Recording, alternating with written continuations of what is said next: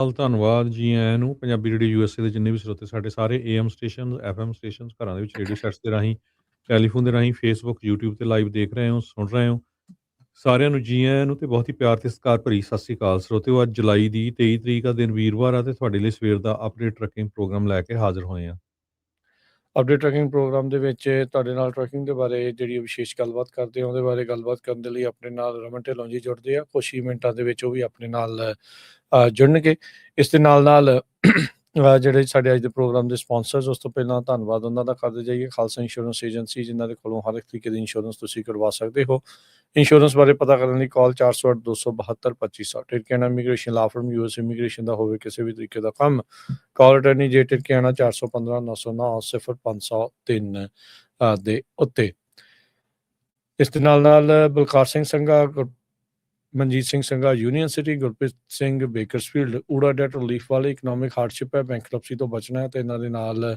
ਸੰਪਰਕ ਕਰ ਸਕਦੇ ਹੋ ਨੰਬਰ ਹੈ 888 888 9914 888 ਅੱਧੇ ਤੋਂ ਵੱਧ ਕਰਜ਼ਾ ਹੈ ਤੁਹਾਡਾ ਮਾਫ ਕਰਵਾ ਸਕਦੇ ਨੇ ਤੇ ਆਪਣੇ ਨਾਲ ਇਸ ਟਾਈਮ ਰਮਨ ਢਿੱਲੋਂ ਜੀ ਵੀ ਹਰਜੋਤ ਸਿੰਘ ਜੀ ਜੁੜ ਚੁੱਕੇ ਆ ਉਹਨਾਂ ਨੂੰ ਵੀ ਜੀ ਆਇਆਂ ਨੂੰ ਆਖਦੇ ਆ ਰਮਨ ਜੀ ਜੀ ਆਇਆਂ ਨੂੰ ਸਵਾਗਤ ਹੈ ਸਤਿ ਸ੍ਰੀ ਅਕਾਲ ਸਤਿ ਸ਼੍ਰੀ ਅਕਾਲ ਜੀ ਸਾਰੇ ਸੁਣਨ ਵਾਲਿਆਂ ਨੂੰ ਪਿਆਰ ਭਰੀ ਸਤਿ ਸ਼੍ਰੀ ਅਕਾਲ ਜੀ ਸਤਿ ਸ਼੍ਰੀ ਅਕਾਲ ਜੀ ਸੋ ਜਿਵੇਂ ਸਰੋਤਿਓ ਤੁਹਾਨੂੰ ਪਤਾ ਹੀ ਆ ਵੀ ਅੱਜ ਦਾ ਪ੍ਰੋਗਰਾਮ ਟਰੱਕਿੰਗ ਦਾ ਹੁੰਦਾ ਆ ਤੇ ਅਸੀਂ ਆਲਰੇਡੀ ਲੇਟ ਆ ਸੋ ਥੋੜ੍ਹੀਆਂ ਜਿਹੀਆਂ ਇੱਕ ਦੋ ਖਬਰਾਂ ਤੇਜ਼ੀ ਕਰਾਂਗੇ ਆਪਾਂ ਉਹ ਤੋਂ ਬਾਅਦ ਟਰੱਕਿੰਗ ਨਾਲ ਰਿਲੇਟਡ ਜਿਹੜੇ ਇਸ਼ੂਜ਼ ਆ ਉਹ ਡਿਸਕਸ ਕਰਾਂਗੇ ਪ੍ਰੈਜ਼ੀਡੈਂਟ ਟਰੰਪ ਉਹਨਾਂ ਨੇ ਇਹ ਕਿਹਾ ਵੀ ਜਿਹੜੇ ਸਾਊਦੀ ਅਰੇਬੀਆ ਆ ਉਹਨਾਂ ਨੂੰ ਪਹਿਲਾਂ ਇਜ਼ਰਾਈਲ ਦੇ ਨਾਲ ਨਾਰਮਲਾਈਜ਼ ਕਰਨੇ ਪਊਗੇ ਆਪਣੇ ਰਿਲੇਸ਼ਨ ਫਿਰ ਆਪਾਂ ਜਿਹੜੀ ਨਿਊਕਲੀਅਰ ਡੀਲ ਆ ਉਹ ਅਪਰੂਵ ਕਰਾਂਗੇ ਤੇ ਇਹ ਕਹਿੰਦੇ ਵੀ ਇਹ ਸਬਜੈਕਟ ਟੂ ਨਾਰਮਲਾਈਜੇਸ਼ਨ ਹੈਗਾ ਸੋ ਹੁਣ ਇਹ ਦੇਖਦੇ ਆ ਵੀ ਸਾਊਦੀ ਅਰੇਬੀਆ ਵਾਲੇ ਇਜ਼ਰਾਈਲ ਦੇ ਨਾਲ ਡੀਲ ਸਾਂਝੀ ਕਰਦੇ ਆ ਕਿ ਨਹੀਂ ਵੈਸੇ ਪਹਿਲਾਂ ਉਹਨਾਂ ਨੇ ਕਾਫੀ ਰਿਲੇਸ਼ਨ ਇਜ਼ਰਾਈਲ ਨਾਲ ਕਾਫੀ ਗੁੱਡ ਬਣਾ ਰੱਖੇ ਆ ਯੂਐਸ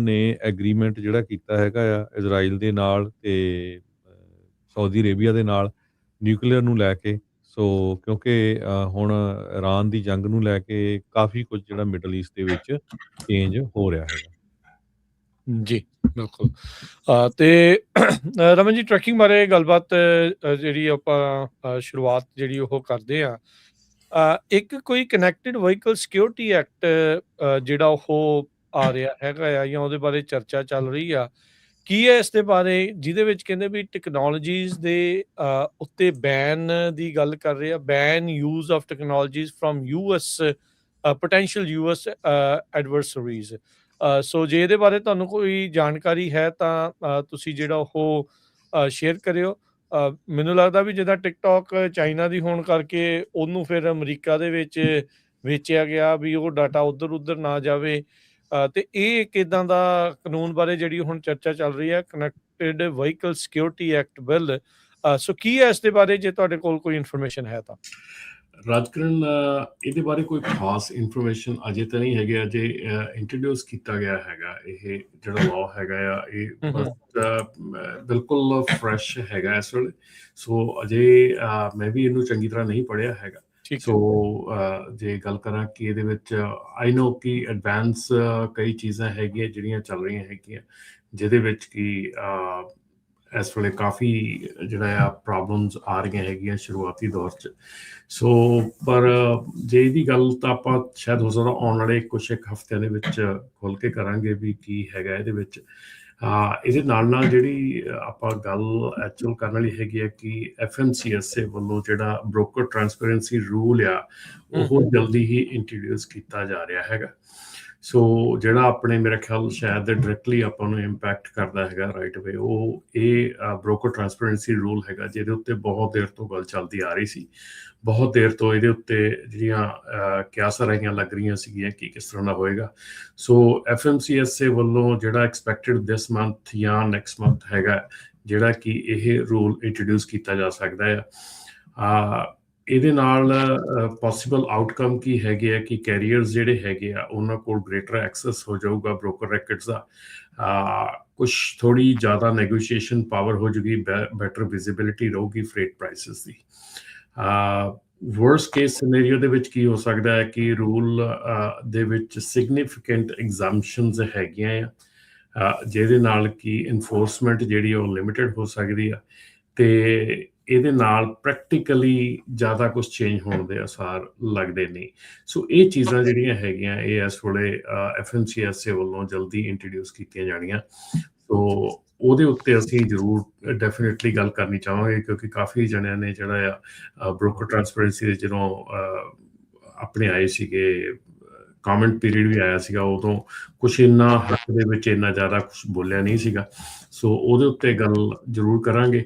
ਉਸ ਤੋਂ ਬਾਅਦ ਜਿਹੜੀ ਗੱਲ ਹੋਰ ਇੱਕ ਇੰਪੋਰਟੈਂਟ ਹੈਗੀ ਆ ਉਹ ਹੈਗੀ ਆ ਕਿ CDL ਕ੍ਰੈਕਡਾਊਨ ਜਿਹੜਾ ਆ ਅਮਰੀਕਾ ਦੇ ਵਿੱਚ ਕਾਫੀ ਤੇਜ਼ੀ ਨਾਲ ਹੋ ਰਿਹਾ ਹੈਗਾ। ਹੁਣ ਮੋਸਟ ਸਟੇਟਸ ਜਿਹੜੀਆਂ ਹੈਗੀਆਂ ਉਹ ਫੈਡਰਲ ਆਡਿਟਸ ਤੋਂ ਜਿਹੜੀਆਂ ਫੋਲੋ ਕਰ ਰਹੀਆਂ, ਫੈਡਰਲ ਆਡਿਟਸ ਦੇ ਵਿੱਚ ਜਿਹੜੇ ਉਹਨਾਂ ਨੂੰ ਮੈਂਡੇਟਸ ਮਿਲੇ ਹੈਗੇ, ਜਿਹੜੇ ਫੈਡਰਲ ਆਡਿਟਸ ਦੇ ਵਿੱਚ ਉਹਨਾਂ ਨੂੰ ਡਾਇਰੈਕਸ਼ਨਸ ਮਿਲੀਆਂ ਹੈਗੀਆਂ ਉਹਨਾਂ ਨੂੰ ਫੋਲੋ ਕਰ ਰਹੀਆਂ ਹੈਗੀਆਂ। ਸੋ ਸਟੇਟਸ ਜਿਹੜੇ ਰੂਲਸ ਆਪਣੇ ਹੈਗੇ ਉਹ ਟਾਈਟ ਕਰ ਰਹੀਆਂ ਹੈਗੀਆਂ। ਸੋ ਇਹ ਜਿਹੜਾ ਹੈਗਾ ਇਹ ਡੈਫੀਨੇਟਲੀ ਇੱਕ ਵਿਚਾਰਨ ਵਾਲੀ ਗੱਲ ਹੈਗੀ ਆ। ਔਰ ਇਹਦੇ ਨਾਲ ਜਿਹੜੀਆਂ ਹੋਰ ਕਾਫੀ ਸਟੇਟਸ ਹੈਗੀਆਂ ਜਿਹੜੀਆਂ ਕਿ ਇੰਗਲਿਸ਼ ਪ੍ਰੋਫੈਸ਼ਨਸੀ ਨੂੰ ਅਡਾਪਟ ਕਰਦੀਆਂ ਜਾ ਰਹੀਆਂ ਹੈਗੀਆਂ one by one। ਸੋ ਇਹ ਵੀ ਜਿਹੜਾ ਹੈਗਾ ਇੱਕ ਵਿਚਾਰਨ ਵਾਲੀ ਗੱਲ ਹੈਗੀ ਆ ਕਿ ਸਾਨੂੰ ਇਹਦੇ ਨਾਲ ਕੀ ਕਰਨਾ ਚਾਹੀਦਾ ਹੈਗਾ। ਆਪਾਂ ਬਾਰ-ਬਾਰ ਪਿਛਲੇ ਪ੍ਰੋਗਰਾਮਾਂ ਦੇ ਵਿੱਚ ਇਹ ਕਹਿੰਦੇ ਆ ਰਹੇ ਹਾਂ ਕਿ ਡਜ਼ਨਟ ਮੈਟਰ ਜੇ ਤੁਹਾਡੇ ਕੋਲ ਸਿਟੀਜ਼ਨਸ਼ਿਪ ਵੀ ਹੈਗੀ ਆ, ਗ੍ਰੀਨ ਕਾਰਡ ਵੀ ਹੈਗਾ, ਜੇ ਤੁਹਾਡੀ ਇੰਗਲਿਸ਼ ਪ੍ਰੋਫੈਸ਼ਨਸੀ ਦੇ ਵਿੱਚ ਤੁਸੀਂ ਠੀਕ ਨਹੀਂ ਹੈਗੇ ਤਾਂ ਡੈਫੀਨੇਟਲੀ ਤੁਹਾਨੂੰ ਜਿਹੜੀਆਂ ਇਹ ਚੀਜ਼ਾਂ ਆ ਇਹ ਆਉਣ ਵਾਲੇ ਸਮੇਂ ਦੇ ਵਿੱਚ ਤੰਗ ਪਰੇਸ਼ਾਨ ਕਰ ਸਕਦੀਆਂ ਹੈਗੀਆਂ। ਔਰ ਉਹਦਾ ਇਲਾਜ ਇੱਕੋ ਹੀ ਹੈਗਾ ਕਿ ਤੁਸੀਂ ਆਪਣੇ ਆਪ ਨੂੰ ਇੰਗਲਿਸ਼ ਦੇ ਵਿੱਚ ਥੋੜ੍ਹਾ ਜਿਹੜੀ ਸਟੱਡੀ ਕਰਨੀ ਸ਼ੁਰੂ ਕਰੋ, ਇੰਗਲਿਸ਼ ਦੇ ਵਿੱਚ ਆਪਣੀ ਜਿਹੜੀ ਪੜ੍ਹਾਈ ਸ਼ੁਰੂ ਕਰੋ, ਜਾਂ ਕੁਛ ਵੀ ਤੁਸੀਂ ਕਰ ਸਕਦੇ ਹੈਗੇ ਆ। ਜਿੱਦਾਂ ਆਪਣੇ ਅਰਸ਼ਵੀਰ ਆ ਫਰਿਜ਼ਨੋ ਦੇ ਵਿੱਚ ਬੜੀ ਵਧੀਆ ਉਹ ਸੇਵਾ ਦਿੰਦੇ ਆ, ਆਪਣਾ ਕਰਦੇ ਆ ਕੰਮ ਕਿ ਜਿਹਦੇ ਵਿੱਚ ਤੁਹਾਨੂੰ ਇੰਗਲਿਸ਼ ਸਿਖਾਉਂਦੇ ਆ ਔਰ ਤੁਹਾਨੂੰ ਨਾਲ ਦੇ ਨਾਲ ਟਰੱਕਿੰਗ ਦੇ ਜਿਹੜੇ ਕੁਐਸਚਨਸ ਆ, ਟਰੱਕਿੰਗ ਰਿਲੇਟਡ ਜਿਹੜੀਆਂ ਗੱਲਾਂ ਹੈਗੀਆਂ ਉਹ ਵੀ ਸਿਖਾਉਂਦੇ ਆ।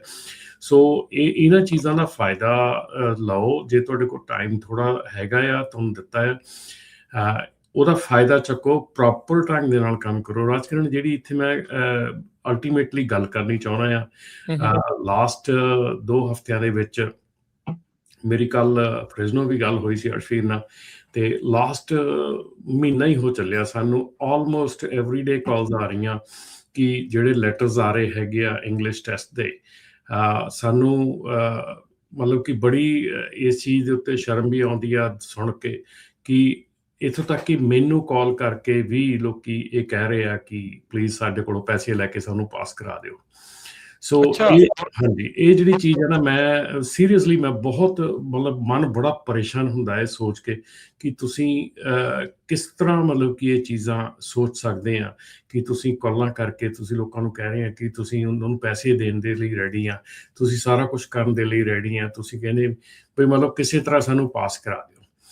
ਮਤਲਬ ਇਹ ਚੀਜ਼ਾਂ ਕਿਉਂ, ਮਤਲਬ ਕਿ ਇਸ ਹੱਦ ਤੱਕ ਕਿਉਂ ਅਸੀਂ ਗਿਰ ਚੁੱਕੇ ਹਾਂ ਵੀ ਅਸੀਂ ਜਿਹੜੀ ਚੀਜ਼ ਦੇ ਨਾਲ ਸਾਡੀ ਜ਼ਿੰਦਗੀ ਜੁੜੀ ਆ ਉਹਦੇ ਨਾਲ ਅਸੀਂ ਸਿੱਖਣਾ ਨਹੀਂ ਸਮਝਦੇ, ਸਿੱਖਣਾ ਨਹੀਂ ਜ਼ਰੂਰੀ ਮੰਨਦੇ, ਲੇਕਿਨ ਅਸੀਂ ਇੱਕ ਜਿਹੜਾ ਇਹ ਚੀਜ਼ ਨੂੰ ਕਰ ਰਹੇ ਕਿ ਹਰ ਥਾਂ ਤੇ ਅਸੀਂ ਪੈਸੇ ਦੇ ਕੇ ਹੀ ਸਾਰਾ ਕੁਛ ਕਰਵਾ ਸਕਦੇ ਹਾਂ।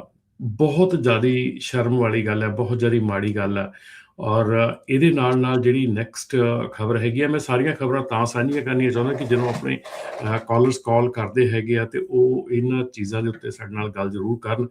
ਇੱਕ ਹੋਰ ਜਿਹੜੀ ਖਬਰ ਹੈਗੀ ਆ ਜਿਹੜੀ ਵੈਰੀ ਇੰਪੋਰਟੈਂਟ ਹੈਗੀ ਆ, ਉਹ ਹੈਗੀ ਆ ਕਿ CDL ਜਿਹੜੇ ਸਕੂਲਸ ਹੈਗੇ ਆ ਉਹਨਾਂ ਦੇ ਉੱਤੇ ਜਿਹੜਾ ਆ ਕਾਫੀ ਸ਼ਿਕੰਜਾ ਕੱਸਿਆ ਜਾ ਰਿਹਾ ਹੈਗਾ।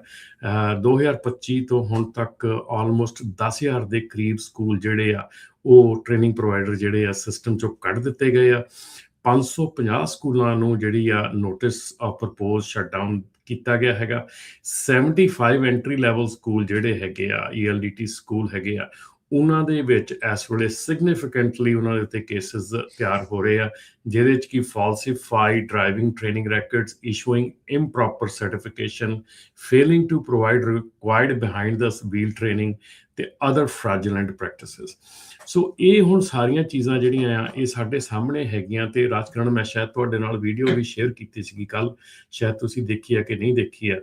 ਮਤਲਬ ਕਿ ਉਹ ਸਾਡੇ ਇੰਡੀਅਨ ਮੂਲ ਦਾ ਬੰਦਾ ਜਿਹੜਾ ਆ ਉਹ ਵੀਡੀਓ ਬਣਾ ਰਿਹਾ ਹੈਗਾ, ਚੱਲਦੇ ਟਰੱਕ ਦੇ ਵਿੱਚ ਵੀਡੀਓ ਬਣਾ ਰਿਹਾ ਕਿ ਮੈਂ ਦੇਖੋ, ਮੈਂ ਓਕਲਾਹੋਮਾ ਦੀ ਸਕੇਲ, ਮੈਂ ਜਿਹਨੇ ਕਿ ਮੈਨੂੰ ਅੰਦਰ ਆਉਣ ਨੂੰ ਕਿਹਾ ਸੀਗਾ ਔਰ ਮੈਂ ਸਕੇਲ ਪਾਸ ਕਰ ਰਿਹਾ ਹੈਗਾ, ਕੋਈ ਪਰਵਾਹ ਨਹੀਂ, ਕੋਈ ਚਿੰਤਾ ਨਹੀਂ। ਲਾਅ ਇਨਫੋਰਸਮੈਂਟ ਨੂੰ ਚੈਲੰਜ ਕਰਦਾ ਹੋਇਆ, ਗਾਲਾਂ ਕੱਢਦਾ ਹੋਇਆ ਉਹ ਉੱਥੇ ਫਿਰ ਦਿਖਾ ਰਿਹਾ ਕਿ ਮੇਰੀ ELD ਜਿਹੜੀ ਆ ਦੇਖੋ ਥੱਲੇ ਲੱਥੀ ਪਈ ਆ, ਚੱਪਲਾਂ ਪਾ ਕੇ ਉਹ ਡਰਾਈਵ ਕਰ ਰਿਹਾ, ਉਹਦੀ ਟਰੱਕ ਦੀ ਲਾਇਸੈਂਸ ਪਲੇਟ ਜਿਹੜੀ ਉਹ ਅੰਦਰ ਪਈ ਹੈਗੀ ਆ, ਉੱਥੇ ਲਾ ਕੇ ਰੱਖੀ ਆ। ਔਰ ਉਹ ਪੂਰੇ ਮਤਲਬ ਕਿ ਜਿਹੜੀ ਆ ਲਾਅ ਇਨਫੋਰਸਮੈਂਟ ਨੂੰ ਚੈਲੰਜ ਕਰਦਾ ਜਾ ਰਿਹਾ। ਸੈਕੰਡ ਸਟੇਟ ਓਕਲਾਹੋਮਾ ਦੇ ਵਿੱਚ ਵੀ, ਅਰਕਨਸਾ ਓਕਲਾਹੋਮਾ ਦੋਨੋਂ ਸਟੇਟ ਉਹਨੇ ਵੈਸੇ ਪਾਰ ਕੀਤੀਆਂ। ਸੈਕੰਡ ਸਟੇਟ ਦੇ ਵਿੱਚ ਉਹਨੂੰ ਕਾਪ ਨੇ ਪੁੱਲ ਕੀਤਾ ਔਰ ਜੀ ਪੁੱਲ ਕਰਨ ਤੋਂ ਪਹਿਲਾਂ ਉਹ ਇਹ ਗੱਲ ਕਹਿ ਰਿਹਾ ਹੈਗਾ ਕਿ $125 ਇਹਨੇ ਲੈਣੇ ਆ, $125 ਲੈ ਕੇ ਤੁਰਦਾ ਹੋਣਾ, ਇਹਨੇ ਕੁਛ ਨਹੀਂ ਕਰਨਾ। ਔਰ ਉਹੀ ਹੋਇਆ ਕਿ $125 ਲੈ ਕੇ ਉਹ ਤੁਰਦਾ ਹੋਇਆ। ਇਹ ਜਿਹੜੀ ਸਾਰੀ ਵੀਡੀਓ ਆ, ਇੱਕ ਗੋਰੇ ਨੇ ਜਿਹੜਾ YouTube ਦੇ ਚੈਨਲ ਚਲਾਉਂਦਾ ਆ, ਉਹਨੇ ਟਰਾਈ ਕੀਤੀ ਇੰਗਲਿਸ਼ 'ਚ ਟਰਾਂਸਲੇਸ਼ਨ ਕਰਨ ਦੀ। ਕਾਫੀ ਹੱਦ ਤੱਕ ਉਹ ਕਰ ਵੀ ਪਾਇਆ, ਕਾਫੀ ਹੱਦ ਤੱਕ ਉਹ ਗਲਤ ਵੀ ਸੀ। ਪਰ ਮਤਲਬ ਸੋਚਣ ਵਾਲੀ ਗੱਲ ਇਹ ਆ ਕਿ ਮਤਲਬ ਅਸੀਂ ਕੀ ਪ੍ਰੂਵ ਕਰਨਾ ਚਾਹੁੰਦੇ ਹਾਂ ਇਹਨਾਂ ਚੀਜ਼ਾਂ ਦੇ ਨਾਲ, ਇਹਨਾਂ ਕੰਮਾਂ ਦੇ ਨਾਲ ਅਸੀਂ ਕੀ ਪ੍ਰੂਵ ਕਰਨਾ ਚਾਹੁੰਦੇ ਹਾਂ। ਅਸੀਂ ਇੰਨੇ ਮਤਲਬ ਸਿੱਧੇ ਮਤਲਬ ਚੈਲੰਜ ਕਰ ਰਹੇ ਹਾਂ ਸਿਸਟਮ ਨੂੰ, ਮਤਲਬ ਹੱਦ ਹੋ ਗਈ ਯਾਰ। ਮਤਲਬ ਔਰ ਤੁਸੀਂ ਉਹਨੂੰ ਪੋਸਟ ਕਰ ਰਹੇ ਹੋ ਸੋਸ਼ਲ ਮੀਡੀਆ ਤੇ। ਬਿਲਕੁਲ ਉਹੀ ਗੱਲ ਆ, ਇੱਦਾਂ ਮਤਲਬ ਮਹਿਸੂਸ ਕਰਾ ਰਿਹਾ ਵੀ ਸਾਨੂੰ ਡਰ ਕਿਸੇ ਚੀਜ਼ ਦਾ ਜਿਹੜਾ ਉਹ ਨਹੀਂ ਹੈਗਾ। ਅਜਿਹੇ ਕੁਛ ਲੋਕਾਂ ਦੇ ਕਰਕੇ ਫਿਰ ਢਿਬਰੀ ਸਾਰਿਆਂ ਦੀ ਟੈਟ ਕਰਦੇ ਆ ਤੇ ਫਿਰ ਹੋਣੀ ਹੋਈ ਆ ਫਿਰ। ਹਾਂਜੀ ਸੋ ਔਰ ਮੈਨੂੰ ਚਲੋ ਇਹ ਤਾਂ ਮਤਲਬ ਕਿ ਮਹਾਮੂਰਖ ਬੰਦਾ ਹੈਗਾ ਜਿਹੜਾ ਇਦਾਂ ਦਾ ਕੰਮ ਕਰ ਰਿਹਾ ਹੈਗਾ, ਠੀਕ ਹੈ ਨਾ। ਪਰ ਇੱਕ ਜਿਹੜੀ ਤੁਹਾਨੂੰ ਕਾਲ ਕਰਕੇ ਇਹ ਕਹਿਣਾ ਕਿ ਯਾਰ ਸਾਨੂੰ ਪੈਸੇ ਲੈ ਲਓ, ਪਾਸ ਕਰਵਾ ਦਿਓ। ਅਸੀਂ ਉਹਨਾਂ ਨੂੰ ਇਹ ਪੁੱਛਿਆ ਕਿ ਪਹਿਲਾਂ ਤੁਸੀਂ ਕਿੱਦਾਂ ਪਾਸ ਕੀਤਾ ਸੀਗਾ ਟੈਸਟ, ਜਿਹੜਾ ਪਹਿਲਾਂ ਪਾਸ ਕੀਤਾ ਸੀ। ਉੱਥੇ ਫਿਰ ਜਵਾਬ ਹੁੰਦਾ ਕਿ ਤੁਹਾਨੂੰ ਪਤਾ ਹੀ ਆ। ਸੋ ਆਈ ਡੋਨਟ ਨੋ ਕਿ ਮਤਲਬ ਕਿੱਥੋਂ ਤੱਕ ਅਸੀਂ ਗਿਰ ਜਾਾਂਗੇ, ਕਿੱਥੋਂ ਤੱਕ ਅਸੀਂ ਥੱਲੇ ਚਲੇ ਜਾਵਾਂਗੇ। ਕਿ ਅਸੀਂ ਸਿਰਫ ਇੱਕ ਟਰੱਕ ਦੀ ਜੌਬ ਹੀ ਰਹਿ ਗਈ ਆ? ਕੀ ਹੋਰ ਜੌਬਸ ਹੈ ਨਹੀਂ ਇਸ ਕੰਟਰੀ ਦੇ ਵਿੱਚ? ਕਿੱਥੇ ਹੋਰ ਕੋਈ ਕਿੱਤਾ ਹੈ ਨਹੀਂ? ਕਿਤੇ ਕੰਮ ਕਰਨ ਨੂੰ ਹੈ ਨਹੀਂਗਾ? ਕਿਉਂ ਅਸੀਂ ਉਸ ਚੀਜ਼ ਦੇ ਪਿੱਛੇ ਪਏ ਹੋਏ ਹਾਂ ਔਰ ਪੂਰੇ ਦਾ ਪੂਰਾ ਹਾਲਾਤ ਜਿਹੜਾ ਆ ਉਹ ਖਰਾਬ ਕਰਨ ਤੇ ਤੁਲੇ ਹੋਏ ਆ। ਨਹੀਂ ਬਿਲਕੁਲ ਸਮਝਣਾ ਜਿਹੜਾ ਉਹ ਚਾਹੀਦਾ ਆ। ਇਦਾਂ ਦੇ ਲੋਕਾਂ ਦੇ ਦੁਆਰਾ ਬੀਜੇ ਹੋਏ ਕੰਡੇ ਦੇਖ ਕੇ ਲੋਕਾਂ ਦਾ ਤੁਰਨਾ ਔਖਾ ਆ ਬਾਅਦ ਦੇ ਵਿੱਚ। ਤੁਸੀਂ ਦੇਖੋ ਟੰਗਸਟਨ ਆਕਸਾਈਡ ਚੋਰੀ ਕਰਕੇ ਤੁਰਿਆ ਜਾਂਦਾ ਸੀਗਾ, ਉਹ ਉਹਨਾਂ ਨੇ ਉਹ ਫੜਿਆ ਦੀਪਕ ਨਾਂ ਦੇ ਉਹ ਜਿਹੜੇ ਬੰਦੇ ਨੂੰ। ਤੁਸੀਂ ਹੁਣ ਹਿਸਾਬ ਲਾ ਲਓ ਵੀ ਕੋਈ ਦਿਨ ਰਹਿੰਦਾ ਹੀ ਨਹੀਂ ਆ ਰਮਨ ਜੀ, ਹਰਜੋਤ ਜੀ, ਵੀ ਕੋਈ ਇਦਾਂ ਦੀ ਨਿਊਜ਼ ਨਾ ਆਵੇ। ਫਿਰ ਬਾਅਦ ਦੇ ਵਿੱਚ ਸਾਡੇ ਦੁਆਲੇ ਐਵੇਂ ਹੋ ਜਾਂਦੇ ਵੀ ਤੁਸੀਂ ਦੱਸਦੇ ਕਿਉਂ ਆ। ਪਰ ਇਹਨਾਂ ਨੂੰ ਨਹੀਂ ਕੋਈ ਰੋਕਦਾ ਵੀ ਤੁਸੀਂ ਇਹਨਾਂ ਨੂੰ ਵੀ ਤੁਸੀਂ ਕੰਮ ਇਹਨਾਂ ਦਾ ਬੰਦ ਜਿਹੜਾ ਉਹ ਮਤਲਬ ਇਹੋ ਜਿਹੇ ਬੰਦੇ ਕਾਹਤੇ ਇੰਡਸਟਰੀ ਦੇ ਵਿੱਚ। ਇੰਡਸਟਰੀ ਤੁਹਾਡੇ ਲਈ ਇਹਦੇ ਵਿੱਚ ਰਹਿਣਾ ਔਖਾ ਜਿਹੜਾ ਉਹ ਹੋ ਜਾਣਾ ਆ, ਹੋਇਆ ਪਿਆ ਆ ਬਹੁਤ ਸਾਰੇ ਲੋਕਾਂ ਦੇ ਲਈ। ਸੋ ਥੋੜ੍ਹੀ ਜਿਹੀ ਅਕਲ ਨੂੰ ਸਮਝ ਦੇ ਨਾਲ ਜਿਹੜਾ ਉਹ ਚੱਲੋ, ਠੰਡੇ ਦਿਮਾਗ ਦੇ ਨਾਲ ਚੱਲੋ ਵੀ ਇਹਨਾਂ ਚੀਜ਼ਾਂ ਦੇ ਅਸਲ ਦੇ ਵਿੱਚ ਅਸਰ ਕਿੰਨੇ ਡੂੰਘੇ ਤੇ ਕਿੰਨੀ ਦੂਰ ਤੱਕ ਜਿਹੜੇ ਉਹ ਪੈਂਦੇ ਆ। ਨੋ ਡਾਊਟ ਵੀ ਉਸ ਦੀ ਆੜ ਦੇ ਵਿੱਚ ਲੋਕਾਂ ਦੇ ਨਾਲ ਧੱਕਾ ਵੀ ਹੁੰਦਾ ਆ, ਵੀ ਜਿਹੜੇ ਠੀਕ ਵੀ ਚੱਲਦੇ ਆ ਉਹਨਾਂ ਨੂੰ ਵੀ ਫਿਰ ਉਸ ਦਾ ਖਾਮਿਆਜ਼ਾ ਭੁਗਤਣਾ ਜਿਹੜਾ ਉਹ ਪੈਂਦਾ ਆ। ਪਰ ਇਹ ਆ ਵੀ ਉਹ ਮੌਕਾ ਮਿਲ ਜਾਂਦਾ ਆ। ਦੇਖੋ ਇਹ ਦੁਨੀਆ ਦਾ ਦਸਤੂਰ ਆ, ਜਿੱਥੇ ਮੈਜੋਰਟੀ ਤੇ ਮਾਈਨੋਰਟੀ ਹੁੰਦੀ ਆ, ਮੈਜੋਰਟੀ ਵਾਲੇ ਆਪਣਾ ਜ਼ੋਰ ਚਲਾਉਂਦੇ ਆ, ਆਪਣੀਆਂ ਉਹ ਕਰਤੂਤਾਂ ਲੁਕਾਉਂਦੇ ਆ ਤੇ ਦੂਜਿਆਂ ਦੀਆਂ ਜਿਹੜੀਆਂ ਉਹ ਉਭਾਰਦੇ ਆ।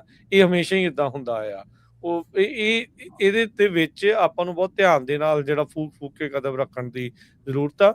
ਇਹਨਾਂ ਲੋਕਾਂ ਨੂੰ ਤਾਂ ਮੇਰੇ ਹਿਸਾਬ ਦੇ ਨਾਲ ਤਾਂ ਰਮਨ ਜੀ, ਹਰਜੋਤ ਜੀ, ਇਹਨਾਂ ਦਾ ਤਾਂ ਬਾਈਕਾਟ ਹੀ ਹੋਣਾ ਚਾਹੀਦਾ। ਵੀ ਕਾਹਤੇ ਇਹੋ ਜਿਹੇ ਲੋਕਾਂ ਦੇ ਨਾਲ ਆਪਾਂ ਵਾਹ ਵਾਸਤਾ ਵੀ ਲਾਉਣਾ, ਸਿੱਧਾ ਹੀ ਕਹਿਣਾ ਚਾਹੀਦਾ ਵੀ ਭਾਈ ਇਹ ਸਾਡੀ ਕਮਿਊਨਿਟੀ ਦਾ ਹਿੱਸਾ ਨਹੀਂ, ਇਹ ਤਾਂ ਏਦਾਂ ਹੀ ਆ, ਤੁਰੇ ਫਿਰਦੇ ਆ। ਕੰਮ ਹੀ ਇਹ ਹੈਗਾ ਆ। ਨਹੀਂ ਬਿਲਕੁਲ। ਪਿਛਲੇ ਸਮੇਂ ਦੇ ਵਿੱਚ ਤੁਸੀਂ ਕੋਈ ਗੱਲ ਵੀ ਕੀਤੀ ਸੀ ਕਿ ਸਾਡੇ ਹੱਕ ਜਿਹੜੇ ਹੱਕ ਇੱਕ ਰਿਸਪੌਂਸਿਬਿਲਿਟੀ ਨਾਲ ਆਉਂਦਾ। ਇੱਕ ਤੁਹਾਨੂੰ ਰਿਸਪੌਂਸਿਬਿਲਿਟੀ ਜ਼ਰੂਰ ਹੁੰਦੀ ਹੈ। ਜੇ ਤੁਹਾਨੂੰ ਟਰੱਕ ਚਲਾਉਣ ਦਾ ਹੱਕ ਦਿੱਤਾ ਹੈਗਾ ਜਾਂ ਤੁਹਾਨੂੰ ਟਰੱਕ ਚਲਾਉਣ ਦਾ ਜਾਂ ਇਹ ਕੰਮ ਕਰਨ ਦਾ ਹੱਕ ਆ, ਅਖਤਿਆਰ ਆ, ਇਸ ਕੰਟਰੀ ਦੇ ਵਿੱਚ ਤੁਹਾਨੂੰ ਹੱਕ ਦਿੱਤਾ ਕਿ ਤੁਸੀਂ ਕੰਮ ਕਰ ਸਕਦੇ ਆਪਣੇ ਆਪ ਦਾ, ਤੁਸੀਂ ਉਹਦੇ ਨਾਲ ਨਾਲ ਤੁਹਾਨੂੰ ਉਹਦੀਆਂ ਰਿਸਪੌਂਸਿਬਿਲਿਟੀਜ਼ ਵੀ ਹੈਗੀਆਂ ਕਿ ਤੁਸੀਂ ਇੱਥੇ ਕਿੱਦਾਂ ਵਿਚਰਨਾ ਹੈਗਾ, ਇੱਥੋਂ ਦੇ ਲਾਅ ਐਂਡ ਆਰਡਰ ਦੇ ਵਿੱਚ ਕਿੱਦਾਂ ਰਹਿਣਾ ਹੈਗਾ, ਇੱਥੋਂ ਦੇ ਕਾਨੂੰਨਾਂ ਦਾ ਕਿੱਦਾਂ ਪਾਲਣ ਕਰਨਾ ਹੈਗਾ। ਨਹੀਂ ਉਹ ਤਾਂ ਦੇਖੋ 100% ਆ ਜੀ। ਉਹ ਤਾਂ ਜਿਹੜੇ ਕਾਨੂੰਨ ਆ ਉਹਨਾਂ ਦੇ ਹਿਸਾਬ ਨਾਲ ਚੱਲਣਾ। ਹੁਣ ਆ ਇੱਕ ਬੰਦਾ ਆ ਜਿਹੜਾ ਰੀਸੈਂਟਲੀ ਉਹਨੂੰ $2 ਮਿਲੀਅਨ ਦੇ ਬੌਂਡ ਦੇ ਉੱਤੇ ਰੱਖਿਆ ਆ। ਹੁਣ ਉਹਦੇ ਬਾਰੇ ਬਹੁਤਾ ਰੌਲਾ ਨਹੀਂ ਕਿਉਂਕਿ ਉਹ ਬਾਹਰਲਾ ਨਹੀਂ ਆ, ਉਹ ਇਮੀਗ੍ਰੈਂਟ ਡਰਾਈਵਰ ਨਹੀਂ ਹੈਗਾ। ਐਲਨ ਗਰੇਰੋ ਨਾਂ ਦਾ ਜਿਹੜਾ ਉਹ ਬੰਦਾ ਆ, ਇਹਨੇ ਵੀ ਸ਼ਰਾਬੀ ਅਵਸਥਾ ਦੇ ਵਿੱਚ ਯੂ ਟਰਨ ਮਾਰਿਆ, ਆਪਣੇ ਟੋ ਟਰੱਕ 'ਚ ਕਰੈਸ਼ ਕੀਤਾ। 2 ਕਜ਼ਨ ਸੀਗੇ ਮੋਟਰਸਾਈਕਲ ਦੇ ਉੱਤੇ, ਉਹ ਜਿਹੜੇ ਉਹ ਮਾਰੇ। ਓਬਵੀਅਸਲੀ ਉਹਦਾ ਮਸਲਾ ਹਰਜਿੰਦਰ ਵਾਂਗੂ ਜਿਹੜਾ ਉਹ ਨਹੀਂ ਉਭਾਰਿਆ ਜਾਣਾ, ਕਿਉਂਕਿ ਉਹ ਇਮੀਗ੍ਰੈਂਟ ਨਹੀਂ ਆ। ਸੋ ਇਹਦੀ ਵੀ ਓਨੀ ਹੀ ਹੱਕ ਆ ਤੇ ਇਹਦਾ ਵੀ ਓਨੀ ਰਿਸਪੌਂਸਿਬਿਲਿਟੀ ਆ। ਪਰ ਜਿਹੜੀ ਉਹ ਮੈਜੋਰਟੀ ਮਿਨੋਰਟੀ ਵਾਲੀ ਗੱਲ ਆ ਵੀ ਉਹ ਤੁਹਾਨੂੰ ਲਾਈਮਲਾਈਟ ਦੇ ਵਿੱਚ ਜ਼ਿਆਦਾ ਜਿਹੜਾ ਉਹ ਲੈ ਕੇ ਆਉਂਦੇ ਆ, ਕਿਉਂਕਿ ਮਾਹੌਲ ਪੋਲੀਟੀਕਲੀ ਇਦਾਂ ਦਾ ਜਿਹੜਾ ਉਹ ਸਿਰਜਿਆ ਹੋ ਚੁੱਕਾ ਹੈਗਾ। ਬਿਲਕੁਲ 14 ਮਹੀਨੇ ਵਿਦਆਊਟ ਵੈਲਿਡ ਲਾਇਸੈਂਸ ਉਹ ਬੰਦਾ ਟੋ ਟਰੱਕ ਕੰਪਨੀ ਦਾ ਦੇਖੋ ਗੱਡੀ ਜਿਹੜੀ ਉਹ ਚਲਾਉਂਦਾ ਰਿਹਾ, ਤੇ ਉਹਨੇ ਬਾਅਦ ਚ 2 ਬੰਦੇ ਵੀ ਜਿਹੜੇ ਆ ਉਹ ਮਾਰਤੇ, 3 ਜਾਣੇ ਹੋਰ ਫੱਟੜ ਕੀਤੇ, ਤੇ ਹੁਣ ਉਸ ਨੂੰ 2 ਮਿਲੀਅਨ ਦੀ ਬੌਂਡ ਦੇ ਉੱਤੇ ਜਿਹੜਾ ਉਹ ਧਰਿਆ ਆ। ਐਲਨ ਗੁਰੈਰੋ ਨਾਂ ਦਾ ਜਿਹੜਾ ਇਹ ਬੰਦਾ ਸੀਗਾ, ਇਹ ਡਰਾਈਵਰ ਸੀਗਾ ਜੀ। ਤੇ ਸਰੋਤੇ ਤੁਹਾਡਾ ਵੀ ਕੋਈ ਟਰੱਕਿੰਗ ਦੇ ਨਾਲ ਕੁਐਸਚਨ ਹੈਗਾ, ਤੁਸੀਂ ਕਾਲ ਕਰ ਸਕਦੇ ਹੋ 408 272 5200 4082725200। ਸਾਡੇ ਕੋਲ 25-26 ਮਿੰਟ ਹੈਗੇ ਆ, 10 ਵਜੇ ਦੀ ਇਹ ਸ਼ੋਅ ਚੱਲਣਾ ਹੈ। ਇੱਦਾਂ ਹੀ ਇੱਕ ਹੋਰ ਬਹੁਤ ਵੱਡਾ ਜਿਹੜਾ ਇਸ਼ੂ ਹੈਗਾ ਆ, ਜਿਹੜੇ ਸਟੇਜ ਕਰਕੇ ਜਿਹੜੇ ਐਕਸੀਡੈਂਟ ਲਾਉਂਦੇ ਆ ਟਰੱਕਿੰਗ ਨੂੰ ਲੈ ਕੇ, ਸਟੇਜਿੰਗ ਏ ਕ੍ਰੈਸ਼ ਹੈ ਨਾ, ਉਹਦੇ ਲਈ ਵੀ ਇੱਕ ਫੈਡਰਲ ਕ੍ਰਾਈਮ ਬਿੱਲ ਆ ਰਿਹਾ ਹੈਗਾ, ਕਹਿੰਦਾ stage accident fraud prevention act. ਇਹ ਜੁਲਾਈ 22 2026 ਨੂੰ ਸੈਨੇਟਰ ਨੇ ਕੱਲ੍ਹ ਜਾਣੀ ਕਿ ਐਸ਼ਲੇ ਮੋਡੇ ਉਹਨਾਂ ਨੇ ਇਹ ਬਿੱਲ ਇੰਟਰੋਡਿਊਸ ਕੀਤਾ ਆ ਹਾਊਸ ਆਫ ਰਿਪਰੈਜ਼ੈਂਟੇਟਿਵ। ਨਾਲ ਉਹਨਾਂ ਦੇ ਮਾਈਕ ਕਾਲਨ ਆ ਜਾਰਜੀਆ ਤੋਂ, ਤੇ ਬ੍ਰੈਂਡਨ ਗਿੱਲ ਹੈਗੇ ਟੈਕਸਸ ਤੋਂ। ਸੋ ਇਹਦੇ ਵਿੱਚ ਕਹਿੰਦੇ ਵੀ ਜਿਹੜਾ make intentionally staging A collision with A commercial motor vehicle ਇਹ ਫੈਡਰਲ ਕ੍ਰਿਮੀਨਲ ਆਫੈਂਸ। ਆਪਾਂ ਦੇਖਿਆ ਵੀ ਆਪਣੇ ਬਹੁਤ ਜਿਹੜੇ ਭੈਣ ਭਰਾ ਟਰੱਕਿੰਗ ਦੇ ਵਿੱਚ ਹੈਗੇ ਆ, ਕਈ ਵਾਰ ਤੁਹਾਡੇ ਨਾਲ ਵੀ ਵਾਪਰਿਆ ਹੋਊਗਾ ਵੀ ਬੰਦਾ ਜਾਣ ਬੁੱਝ ਕੇ ਮੂਹਰੇ ਕਾਰ ਲਿਆਤੀ ਵੀ ਹਾਂ ਮੇਰੇ 'ਚ ਐਕਸੀਡੈਂਟ ਵੱਜੇ ਤੇ ਫਿਰ ਮੈਂ ਇੰਸ਼ੋਰੈਂਸ ਤੋਂ ਪੈਸੇ ਲੈਣੇ ਆ। ਸੋ ਇਹ ਉਹਨਾਂ ਜਿਹੜੇ ਬਦਮਾਸ਼ ਆ, ਉਹ ਜਿਹੜੇ ਇੱਦਾਂ ਦੇ ਫਰਾਡਸਟਰ ਆ, ਉਹਨਾਂ ਦੇ ਅਗੇਂਸਟ ਜਿਹੜਾ ਇਹ ਬਿੱਲ ਆ ਰਿਹਾ ਹੈਗਾ। ਹਰਜੋਤ ਭਾਜੀ ਇਹਦੇ 'ਚ ਰਮਨ ਭਾਜੀ ਇਕੱਲਾ ਇਹ ਨਹੀਂ ਹੋਊਗਾ ਵੀ ਜਿਹੜੇ ਬੰਦੇ ਨੇ ਸਟੇਜ ਕੀਤਾ ਵੀ ਹਾਂ ਵੀ ਮੈਂ ਸੱਟ ਲਵਾਉਣੀ ਆ, ਜਿਹੜੇ ਉਹਦੇ ਬਾਅਦ ਵਕੀਲ ਆ, ਅਟਾਰਨੀ ਆ, ਫਿਜ਼ੀਸ਼ੀਅਨ ਆ, ਉਹ ਸਾਰਿਆਂ ਨੂੰ ਵੀ ਉਹ ਇਹਦੇ ਵਿੱਚ ਇਨਕਲੂਡ ਕੀਤਾ ਜਾਊਗਾ।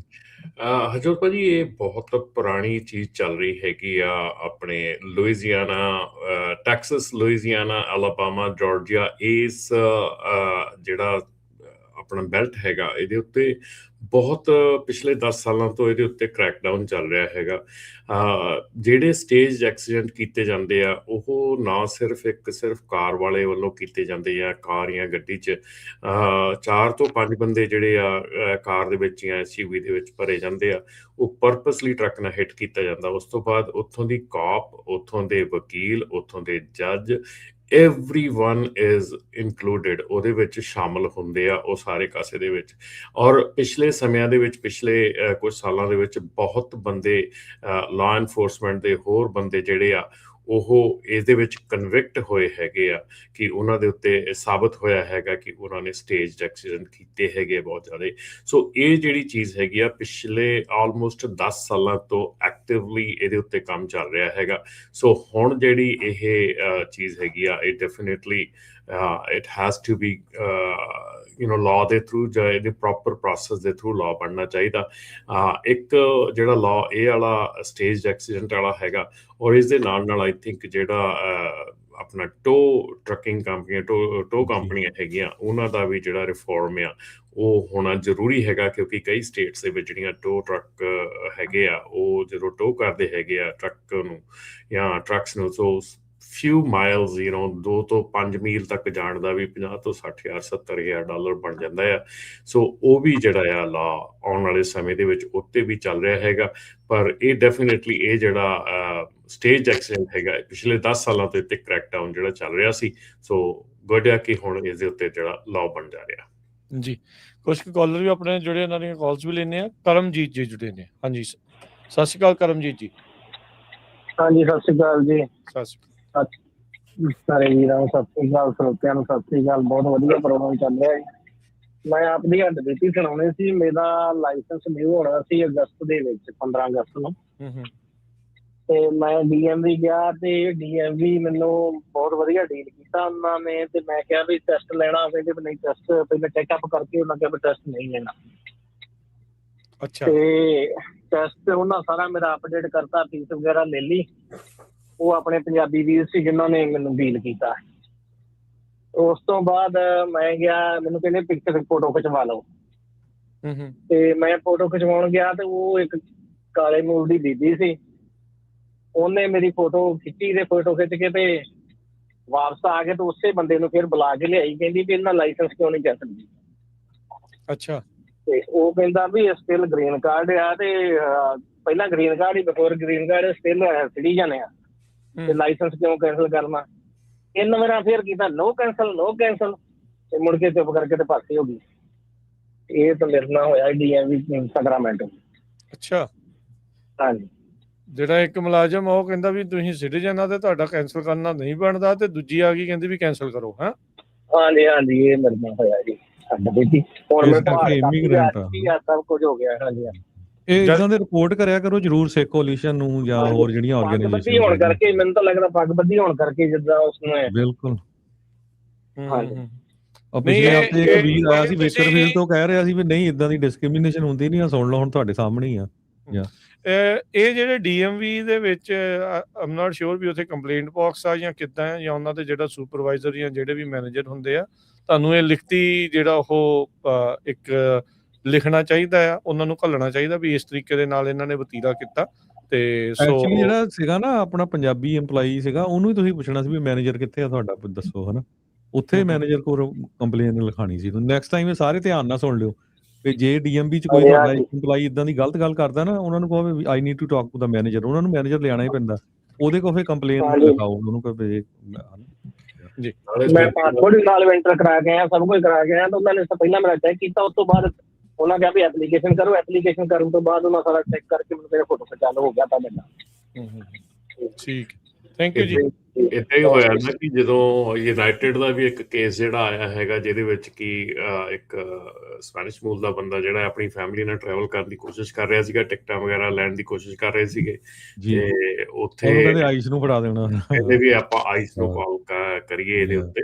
ਸੋ ਇਹ ਗੱਲਾਂ ਜਿਹੜੀਆਂ, ਦੇਖੋ ਰਿਪੋਰਟਿੰਗ ਜਿਹੜੀ ਆ ਬਹੁਤ ਜ਼ਰੂਰੀ ਹੈਗੀ। ਔਰ ਖਾਸ ਕਰਕੇ ਜੇ ਗੱਲ ਕਰੀਏ ਨਾ ਰਾਜਕਰਨ ਹਰਜੋਤ ਜੀ, ਕੈਲੀਫੋਰਨੀਆ DMV ਦੀ, ਮੇਰੇ ਖਿਆਲ ਇਹ ਸੈਂਚੁਰੀ ਦਾ ਇੱਕ ਸਾਰ ਨਾਲੋਂ ਹਾਸਾ-ਹੀਣਾ ਡਿਪਾਰਟਮੈਂਟ ਬਣ ਚੁੱਕਾ ਆ, ਜਿਹਦੇ ਵਿੱਚ ਕੋਈ ਉਹਨਾਂ ਨੂੰ ਮਤਲਬ ਕਿ ਕਿਸੇ ਕਿਸਮ ਦੀ ਵੀ ਹੁਣ ਦੇਖੋ 11,000 ਹੋਰ ਲੈਟਰ ਕੱਢਦੇ ਆ ਵੀ ਇਹਨਾਂ ਲਾਇਸੈਂਸ ਲਏ ਸੀਗੇ। ਉਹਨਾਂ ਟੈਸਟ ਦੇ ਵਿੱਚ ਇਹ ਸ਼ੱਕ ਆ ਕਿ ਉਹਨਾਂ ਨੇ ਚੀਟਿੰਗ ਕੀਤੀ ਹੈ। ਮਤਲਬ ਕਿੱਥੋਂ ਤੇ ਕਦੋਂ ਤੇ ਕਿੱਦਾਂ ਉਹਨਾਂ ਨੂੰ ਪਤਾ ਲੱਗਾ, ਕੀ ਇਹਦਾ ਬੇਸਿਸ ਹੈਗੇ ਆ, ਕਿਹੜੀ ਇਨਵੈਸਟੀਗੇਸ਼ਨ ਹੋਈ, ਮਤਲਬ ਕਿਹੜੀ ਇਨਵੈਸਟੀਗੇਸ਼ਨ ਹੋਈ ਆ। ਮੈਨੂੰ ਲੱਗਦਾ ਵੀ ਇਹ ਜਦੋਂ ਫੈਡਰਲ ਵੱਲੋਂ ਦਬਕਾ ਪੈਂਦਾ, ਡਰ ਦੇ ਨਾਲ ਹੀ ਉਦਾਂ ਹੀ ਮਤਲਬ ਇੰਨੇ ਕੱਢ ਦਿੰਦੇ ਆ ਵੀ ਚਲੋ ਕੱਢ ਦਿਓ, ਕੋਈ ਗੱਲ ਨਹੀਂ, ਸਟੇਟ ਦੀ ਆਬਾਦੀ ਇੰਨੀ ਹੈ, ਜੇ 10-15,000 ਨਿਕਲ ਵੀ ਗਏ ਤੇ ਕੋਈ ਫਰਕ ਨਹੀਂ ਪੈਣਾ।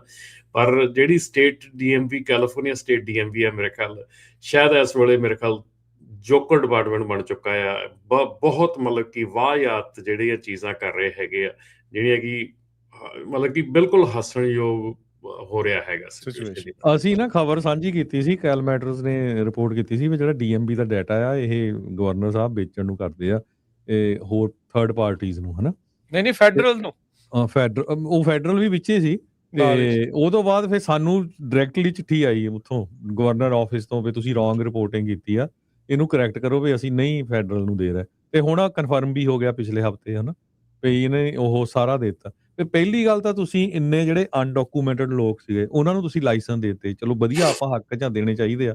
ਤੇ ਪਰ ਤੁਸੀਂ ਉਹਦੇ ਕਿਹਾ ਸੀ ਵੀ ਅਸੀਂ ਕਿਸੇ ਨੂੰ ਇਨਫੋਰਮੇਸ਼ਨ ਨਹੀਂ ਦੇਣੀ। ਹੁਣ ਤੁਸੀਂ ਉਹੀ ਇਨਫੋਰਮੇਸ਼ਨ ਫੈਡਰਲ ਗਵਰਨਮੈਂਟ ਨੂੰ ਦੇ ਦਿੱਤੀ ਆ, ਠੀਕ ਆ ਕਿ ਨਹੀਂ। ਸੋ ਉਹ ਉਹਨਾਂ ਨੂੰ ਤਾਂ ਫੜਨਾ ਬਿਲਕੁਲ ਈਜ਼ੀ ਹੋ ਜਾਊਗਾ ਹੁਣ ਸਾਰਿਆਂ ਨੂੰ, ਹਨਾ ਜੀ। ਆਪਣੇ ਅਗਲੇ ਕਾਲਰ ਨੇ ਰਣਜੀਤ ਜੀ। ਹਾਂਜੀ, ਸਤਿ ਸ਼੍ਰੀ ਅਕਾਲ ਬਾਈ ਜੀ। ਸਤਿ ਸ਼੍ਰੀ ਅਕਾਲ ਵੀਰ ਜੀ। ਰਮਨ ਭਾਈ ਸਤਿ ਸ਼੍ਰੀ ਅਕਾਲ। ਬਹੁਤ ਵਧੀਆ ਪ੍ਰੋਗਰਾਮ, ਜਾਣਕਾਰੀ ਬਾਈ ਜੀ ਤੁਹਾਡੀ ਹੁੰਦੀ ਆ। ਦੇਖੋ ਅਸੀਂ ਵੀ ਕਈ ਸਾਲ ਹੋ ਗਿਆ, ਮੈਂ 2007-08 ਤੋਂ ਟਰੱਕ ਅਸੀਂ ਚਲਾਉਣੇ ਆ। ਬਹੁਤ ਵਧੀਆ ਪੇਸ਼ਾ, ਬਹੁਤ ਵਧੀਆ ਧੰਦਾ ਇਹ। ਅਸੀਂ ਇੱਥੇ ਘਰ-ਬਾਰ ਬਣਾਏ ਆ, ਬੱਚੇ ਪੜ੍ਹਾਏ ਆ। ਇਹ ਬਾਈ ਇਹ 2018 ਤੋਂ ਬਾਅਦ ਨਾ ਥੱਲੇ ਨੂੰ ਜਦੋਂ ਇਹ ਨਵੇਂ ਮੁੰਡੇ ਆਏ ਆ, ਅਸੀਂ ਵੀ ਏਦਾਂ ਆਏ ਆ, ਕੋਈ ਗੱਲ ਨਹੀਂ, ਆਪਾਂ ਸਾਰੇ ਉੱਥੋਂ ਆਏ ਆ। ਪਰ ਇਹਨਾਂ ਨੇ ਆਦਤ ਬਹੁਤ ਚੱਕੀ ਬਾਈ ਜੀ। ਅਸੀਂ ਦੇਖਦੇ ਰਹੇ ਟਰੱਕ ਸਟਾਪਾਂ ਤੇ, ਤੁਸੀਂ ਚੌਂਕੜੀਆਂ ਮਾਰ ਨਾ ਸਪੀਡ ਦੇ ਉੱਤੇ ਬਹਿ ਕੇ ਟਰੱਕ ਚਲਾਉਂਦੇ। ਜੇ ਇਹਨਾਂ ਨੂੰ ਕਹੀਏ ਇਹ ਕਹਿੰਦੇ ਲੈ ਬਾਈ ਤੁਸੀਂ ਦੇਖਾਂਗੇ 2-2 ਟਰੱਕੀਆਂ ਲਈ ਫਿਰਦੇ ਆ, ਅਸੀਂ 10 ਬਣਾਉਣੇ, 20 ਬਣਾਉਣੇ, 30 ਬਣਾਉਣੇ। ਤਾਂ ਮਤਲਬ ਹਜੇ ਵੀ ਕੁਝ ਕਾਲੀਆਂ ਭੇਡਾਂ ਹੈਗੀਆਂ ਵਾ ਵਿੱਚ ਆਪਣੀ ਕਮਿਊਨਿਟੀ, ਇੱਥੇ ਕੋ ਨਾ ਹਜੇ ਵੀ ਵਿੱਚ ਹੈਗੇ ਆ ਬੰਦੇ। ਪਿਛਲੇ ਹਫ਼ਤੇ ਫੜ ਹੋਏ ਆ, ਪਿਛਲੇ ਹਫ਼ਤੇ ਤੇ ਹਾਂਜੀ ਤੁਸੀਂ ਹਾਂਜੀ ਭਾਜੀ ਬਾਈ ਇਹ ਜੀ ਦੱਸੋ ਵੀ ਬਿਲਕੁਲ। ਤੁਸੀਂ ਲੰਮੇ ਸਮੇਂ ਤੋਂ ਚਲਾਣੇ ਆ 2018 ਤਾਈਂ ਕਦੇ ਤੁਸੀਂ ਖਬਰ ਸੁਣੀ ਸੀ ਵੀ ਕੋਈ ਪੰਜਾਬੀ ਟਰੱਕਰ ਜਿਹੜਾ ਡਰੱਗ ਢੋਂਦਾ ਫੜਿਆ ਗਿਆ ਜਾਂ ਨਹੀਂ ਕਾਰ ਨਹੀਂ ਤੋਂ ਨਹੀਂ ਬਾਈ ਜੀ ਥੈਫਟ ਫੜਿਆ ਗਿਆ? ਬਿਲਕੁਲ ਨਹੀਂ ਹਨਾ? ਸੁਣੀ ਜੀ। ਹਾਂਜੀ ਸਾਨੂੰ ਜਦੋਂ ਅਸੀਂ ਸਿੰਘ ਸੱਜੇ ਸਾਨੂੰ ਵੀ ਕਈ ਵਾਰੀ ਰੋਕ ਲੈਂਦੇ, ਇੱਧਰ ਜਾਈਏ ਬਾਰਡਰ ਵੱਲ ਨੂੰ ਪੁੱਛ ਦੱਸ ਕਰਕੇ। ਕਰਦੇ ਤਾਂ ਹੈ ਭੇਦਭਾਵ ਜਿਹੜੇ ਆਫੀਸਰ ਆ ਨਾ ਜਦੋਂ ਦੇ ਆਪਣੇ ਵੋਟਾਂ। ਅਸੀਂ ਵੀ ਇਹਨਾਂ ਨੂੰ ਪਾਈਆਂ ਹੋਣ ਵਾਲੇ ਪ੍ਰੈਜ਼ੀਡੈਂਟ ਨੂੰ, ਐਵੇਂ ਝੂਠ ਬੋਲੀਏ। ਬੱਚੇ ਕਹਿੰਦੇ ਇੱਧਰ ਪਾਉਣੀਆਂ ਵੋਟਾਂ ਜੀ ਤੇ ਪਰ ਹੁਣ ਕਈਆਂ ਹਿਸਾਬਾਂ ਦੇ ਨਾਲ ਜਿਹੜੀ ਸਖਤੀ ਇਹਨਾਂ ਨੇ ਕੀਤੀ ਹੈ ਵੀ ਠੀਕ ਆ। ਜਿਹੜੀ ਆਪਾਂ ਕੰਟਰੀ 'ਚ ਰਹਿ ਰਹੇ ਨਾ, ਹੁਣ ਜਿੱਦਾਂ ਉਧਰੋਂ ਆ ਤੇ ਗਏ ਅਸੀਂ ਲੋਕ, ਪਰ ਅਸੀਂ ਨਾ ਇੱਥੋਂ ਦਾ ਜਿਹੜਾ ਲਾਅ ਆ ਉਹਨੂੰ ਫਾਲੋ ਨਹੀਂ ਕਰਿਆ। ਤੇ ਬਾਕੀ ਠੀਕ ਹੈ ਜੀ, ਬਾਕੀ ਇਹ ਹੋਣਾ ਚਾਹੀਦਾ ਸੀ ਜੋ ਇਹ ਕੀਤਾ MCA ਨਾਲ ਪ੍ਰੈਜ਼ੀਡੈਂਟ ਸਾਹਿਬ ਨੇ। ਅਸੀਂ ਤੇ ਇਹਨਾਂ ਨਾਲ ਸਹਿਮਤ ਹਾਂ ਜਿਹੜੀ ਸਖਤੀ ਕੀਤੀ ਆ। ਪਰ ਜਿਹੜੇ ਲੋਕ ਗਲਤ ਆ ਉਹਨਾਂ ਦੇ ਨਾਲ ਇਹ ਕੰਮ ਹੋਣਾ ਚਾਹੀਦਾ। ਉਹਦੇ ਵਿੱਚ ਇਦਾਂ ਕਹਿੰਦੇ ਆਟੇ ਨਾਲ ਘੁਣ ਵੀ ਪੇਸ਼ ਹੋਈ ਜਾਂਦਾ। ਜਿਹੜੇ ਸਹੀ ਬੰਦੇ ਉਹਨਾਂ ਨੂੰ ਵੀ ਕਈ ਵਾਰੀ ਤੰਗੀ ਆਉਂਦੀ ਹੈ। ਜੀ ਥੈਂਕ ਯੂ ਜੀ। ਥੈਂਕ ਯੂ ਬਾਈ ਜੀ, ਥੈਂਕ ਯੂ। ਸੁਖਵੰਤ ਜੀ। ਹਾਂਜੀ ਸਤਿ ਸ੍ਰੀ ਅਕਾਲ ਜੀ। ਵਾਹਿਗੁਰੂ ਜੀ ਕਾ ਖਾਲਸਾ, ਵਾਹਿਗੁਰੂ ਜੀ ਕੀ ਫਤਿਹ। ਮੈਂ ਇਹ ਕਹਿਣਾ ਸੀ ਕਿਉਂਕਿ ਸਾਡੀ ਤਾਂ ਫੈਮਿਲੀ ਵਿੱਚ ਕੋਈ ਟਰੱਕ ਡਰਾਈਵਰ ਨਹੀਂ, ਨਾ ਮੈਂ ਕਰਦੀ ਹਾਂ। ਪਰ ਇਹ ਹੈ ਕਿ ਜਿਹੜੇ ਡਰਾਈਵਿੰਗ ਸਕੂਲ ਵਾਲੇ ਆ ਨਾ, ਉਹਨਾਂ ਦੀ ਸਭ ਤੋਂ ਵੱਡੀ ਗਲਤੀ ਹੈ ਉਹ ਸ਼ਾਰਟਕਟ ਡਰਾਈਵਿੰਗ ਦਿੰਦੇ ਆ, ਨਾ ਕਿ ਪੂਰਾ ਲੈਸਨ ਔਰ ਪੂਰੀ ਤਰ੍ਹਾਂ ਉਹਨਾਂ ਨੂੰ ਤਿਆਰ ਕਰਦੇ ਆ। ਇਸ ਕਰਕੇ ਸਭ ਤੋਂ ਵੱਡੀ ਪ੍ਰੋਬਲਮ ਆ। ਦੂਸਰੀ ਗੱਲ ਇਹ ਹੈ, ਮੈਂ ਨਾਂ ਨਹੀਂ ਲੈਣਾ ਚਾਹੁੰਦੀ, ਪਰ ਆਪਣੇ ਜਿਹੜੇ ਪੰਜਾਬੀ ਟਰੱਕਿੰਗ ਸਕੂਲ ਵਾਲੇ ਆ, ਦੂਸਰੇ ਵਾਲੇ ਵੀ ਆ, ਉਹ ਕਹਿੰਦੇ ਜੀ $2000-3000 ਸਾਡੇ ਹੱਥ ਤੇ ਰੱਖੋ ਕੈਸ਼, ਅਸੀਂ ਤੁਹਾਨੂੰ ਡਰਾਈਵਿੰਗ ਲਾਇਸੈਂਸ ਬਣਾ ਦਿੰਦੇ ਆ। ਜੀ ਇਹ ਫੈਜ਼ ਹੁੰਦੀ ਆ। ਤੇ ਇਸ ਕਰਕੇ ਹੈ ਕਿ ਹਰ ਬੰਦਾ ਸ਼ਾਰਟਕਟ ਮੰਗਦਾ ਵੀ ਜਲਦੀ, ਕਹਿੰਦਾ ਨਾ ਮੈਂ ਪਾਸ ਹੋ ਜਾਵਾਂ ਚਾਹੇ ਮੈਂ ਕੱਲ ਨੂੰ ਮਰ ਜਾਵਾਂ, ਉਹਦੀ ਕੋਈ ਵੈਲਿਊ ਨਹੀਂ ਆ। ਪਰ ਆਪਣੇ ਬੰਦੇ ਵੀ ਉਹੋ ਜਿਹੇ ਆ ਜਿਹੜੇ ਬੰਦੇ ਪੁੱਠੇ ਕੰਮ ਕਰ ਰਹੇ ਆ ਔਰ ਦੂਸਰਿਆਂ ਨੂੰ ਪੁੱਠੇ ਰਸਤੇ ਪਾ ਰਹੇ ਆ। ਕਿਉਂਕਿ ਹੁਣ ਜਿੰਨੇ ਬੱਚਿਆਂ ਕੋਲ ਵੀ ਕੰਪਿਊਟਰ ਹੈ, ਉਹ ਈਵਨ ਘਰ ਆ ਕੇ ਤੁਹਾਡਾ ਟੈਸਟ ਕਰਵਾਉਂਦੇ ਆ ਕਿ ਸਾਨੂੰ ਇੰਨੇ ਪੈਸੇ ਦੇ ਦਿਓ, ਅਸੀਂ ਤੁਹਾਡਾ ਸਿੱਧਾ DMV 'ਚ ਆਨਲਾਈਨ ਟੈਸਟ ਕਰਵਾ ਦਿੰਦੇ ਆ, ਤੁਸੀਂ ਇਸ ਤਰ੍ਹਾਂ ਕਰ ਲਓ ਤੇ ਤੁਹਾਡਾ ਸਾਰਾ ਕੁਝ ਠੀਕ ਹੋ ਜਾਊਗਾ। ਤੇ ਇੱਕ ਰਸਤਾ ਨਹੀਂ ਆ, ਆਪਣੇ ਲੋਕਾਂ ਨੇ ਬਹੁਤ ਗਲਤ ਰਸਤੇ ਅਪਣਾਏ ਹੋਏ ਆ। ਧੰਨਵਾਦ ਜੀ। ਥੈਂਕ ਯੂ ਭੈਣ ਜੀ। ਹਾਂਜੀ ਓਕੇ। ਸਕੂਲਾਂ ਪਿੱਛੇ ਤਾਂ ਰਮਨ ਭਾਜੀ ਬਹੁਤ ਪਏ ਆ। ਹੁਣ ਸਕੂਲ ਤਾਂ ਕਿੰਨੇ 7500 ਕਿੰਨੇ ਸਕੂਲ ਬੰਦ ਕੀਤੇ ਆਪਾਂ ਹੁਣੇ ਖਬਰ ਸਾਂਝੀ ਕਰ ਰਹੇ ਸੀਗੇ ਕਿ CDL ਕ੍ਰੈਕਡਾਊਨ ਜਿਹੜਾ ਇਸ ਵੇਲੇ ਚੱਲ ਰਿਹਾ ਹੈਗਾ। 75 ਸਕੂਲ ਜਿਹੜੇ ਹੈਗੇ ਆ ਉਹ ਨਾਮਜ਼ਦ ਹੋ ਰਹੇ ਆ, ਜਿਹਦੇ ਵਿੱਚ ਕੀ ਸ਼ਾਇਦ ਉਹਨਾਂ ਦੇ ਉੱਤੇ ਕੋਈ ਚਾਰਜਸ, ਜਿਹੜੇ ਸਟ੍ਰਿਕਟ ਚਾਰਜਸ ਵੀ ਆਉਣਗੇ। ਮਤਲਬ ਕਿ ਦੂਸਰੀ ਗੱਲ ਹੈ ਰਾਜਕਰਨ, ਕਿ ਜਿਹੜੀ ਸਾਡੀ ਕਮਿਊਨਿਟੀ ਹੈਗੀ ਆ ਉਹਦੇ ਵਿੱਚ ਇੱਕ ਜਿਹੜੀ ਸੋਚ ਆ, ਜਿਹੜੀ ਨਵੀਂ ਆਪਾਂ ਹਮੇਸ਼ਾ ਹੁਣ ਗੱਲ ਕਰਦੇ ਹਾਂ ਕਿ ਜਿਹੜੀ ਆਪਣੀ ਕਮਿਊਨਿਟੀ ਹੁਣ ਲੇਟਲੀ ਆਈ ਹੈਗੀ ਆ, ਉਹ ਲੇਟਲੀ ਇੰਨੀ ਜਲਦੀ ਇਨਕੋਰਪੋਰੇਟ ਹੋਈ ਆ ਮੇਨ ਸਟਰੀਮ ਦੇ ਵਿੱਚ ਕਿ ਉਹਨਾਂ ਨੇ ਐਕਚੁਅਲ ਦੇ ਰੂਲ ਐਂਡ ਰੈਗੂਲੇਸ਼ਨ ਨੂੰ ਨਾ ਹੀ ਕਿਸੇ ਨੂੰ ਸਮਝਿਆ ਹੈਗਾ, ਨਾ ਹੀ ਸਮਝਣ ਦੀ ਕੋਸ਼ਿਸ਼ ਕੀਤੀ ਹੈਗੀ ਆ। ਪਹਿਲੀਆਂ ਸਮਿਆਂ ਦੇ ਵਿੱਚ ਇਹ ਤਾਂ ਕਰਕੇ ਸਮਝ ਆ ਜਾਂਦੀ ਸੀ ਸਾਰਿਆਂ ਨੂੰ ਕਿਉਂਕਿ ਇੱਕ ਟਾਈਮ ਲੱਗਦਾ ਸੀਗਾ। ਜੇ ਕਿਸੇ ਨੇ CDL ਲੈਣਾ ਜਾਂ ਲਾਇਸੈਂਸ ਲੈਣਾ, ਕੁਛ ਪੱਕੀ ਜੌਬ ਲੈਣੀ, ਉਹਨੂੰ ਇੱਕ ਸਮਾਂ ਲੱਗਦਾ ਹੁੰਦਾ ਸੀਗਾ। ਜੇ ਟਰੱਕ ਦੇ ਵੀ ਲੋਕੀ ਟਰੱਕ ਚਲਾਉਣਾ ਸ਼ੁਰੂ ਕਰਦੇ ਸੀ, ਪਹਿਲਾਂ 6 ਮਹੀਨੇ ਕਿਸੇ ਨਾਲ ਚਲਾਉਂਦੇ ਸੀ, ਫਿਰ 6 ਮਹੀਨੇ ਕਿਸੇ ਨਾਲ। 2 ਸਾਲ ਤੋਂ ਪਹਿਲਾਂ ਤੁਹਾਨੂੰ ਸੋਲੋ ਜਿਹੜਾ ਡਰਾਈਵਰ ਹੈ, ਸੋਲੋ ਟਰੱਕ ਨਹੀਂ ਸੀ ਮਿਲਦਾ ਹੁੰਦਾ। ਸੋ ਇਹ ਚੀਜ਼ਾਂ ਜਿਹੜੀਆਂ ਆ ਪਹਿਲਾਂ ਤੁਸੀਂ ਲਰਨ ਕਰਦੇ ਹੁੰਦੇ ਸੀਗੇ। ਰਾਜਕਰਨ, ਹੈਰਾਨੀ ਦੀ ਗੱਲ ਇਹ ਆ ਕਿ ਇੱਥੋਂ ਤੱਕ ਜਿਹੜੀ ਸਾਡੀ ਕਮਿਊਨਿਟੀ ਚਲੀ ਗਈ ਆ ਕਿ ਸਾਡੇ ਕੋਲ ਡਰਾਈਵਰ ਇੱਕ ਜਿਹੜਾ ਆ ਫਾਲੋ ਅਪ ਡਰੱਗ ਟੈਸਟ ਕਰਾਉਣ ਵਾਸਤੇ ਆਇਆ। ਫਾਲੋ ਅਪ ਡਰੱਗ ਟੈਸਟ ਉਹਦਾ ਹੁੰਦਾ ਕਿ ਜਿਹੜੇ ਬੰਦੇ ਨੇ ਪਹਿਲਾਂ ਡਰੱਗ ਟੈਸਟ ਪੋਜ਼ਿਟਿਵ ਆ ਗਿਆ ਹੋਵੇ ਤੇ ਉਹ ਆਪਣੇ ਫਾਲੋ ਅਪ ਡਰੱਗ ਟੈਸਟ 1 ਸਾਲ ਲਈ, 2 ਸਾਲ ਲਈ, ਜਿੰਨੇ ਸਾਲ ਲਈ ਵੀ ਉਹਨੂੰ ਕਿ ਕਹੇ ਗਿਆ ਉਹ ਕਰਦਾ ਆ। ਤੇ ਫਾਲੋ ਅਪ ਡਰੱਗ ਟੈਸਟ ਕਰਾਉਣ ਆਇਆ ਤੇ ਉਹਨੂੰ ਅਸੀਂ ਕਿਹਾ ਕਿ ਭਾਈ ਤੇਰਾ ਫਾਲੋ ਅਪ ਡਰੱਗ ਟੈਸਟ ਹੈਗਾ, ਸੋ ਅਬਜ਼ਰਵਡ ਕਲੈਕਸ਼ਨ ਹੈਗੀ ਆ, so somebody has to stay in the bathroom with you. ਠੀਕ ਹੈ। ਹੁਣ ਉਹ ਬੰਦਾ ਪਹਿਲਾਂ ਤਾਂ ਸੈਂਪਲ ਦੇਣ ਲਈ ਰੈਡੀ ਸੀਗਾ।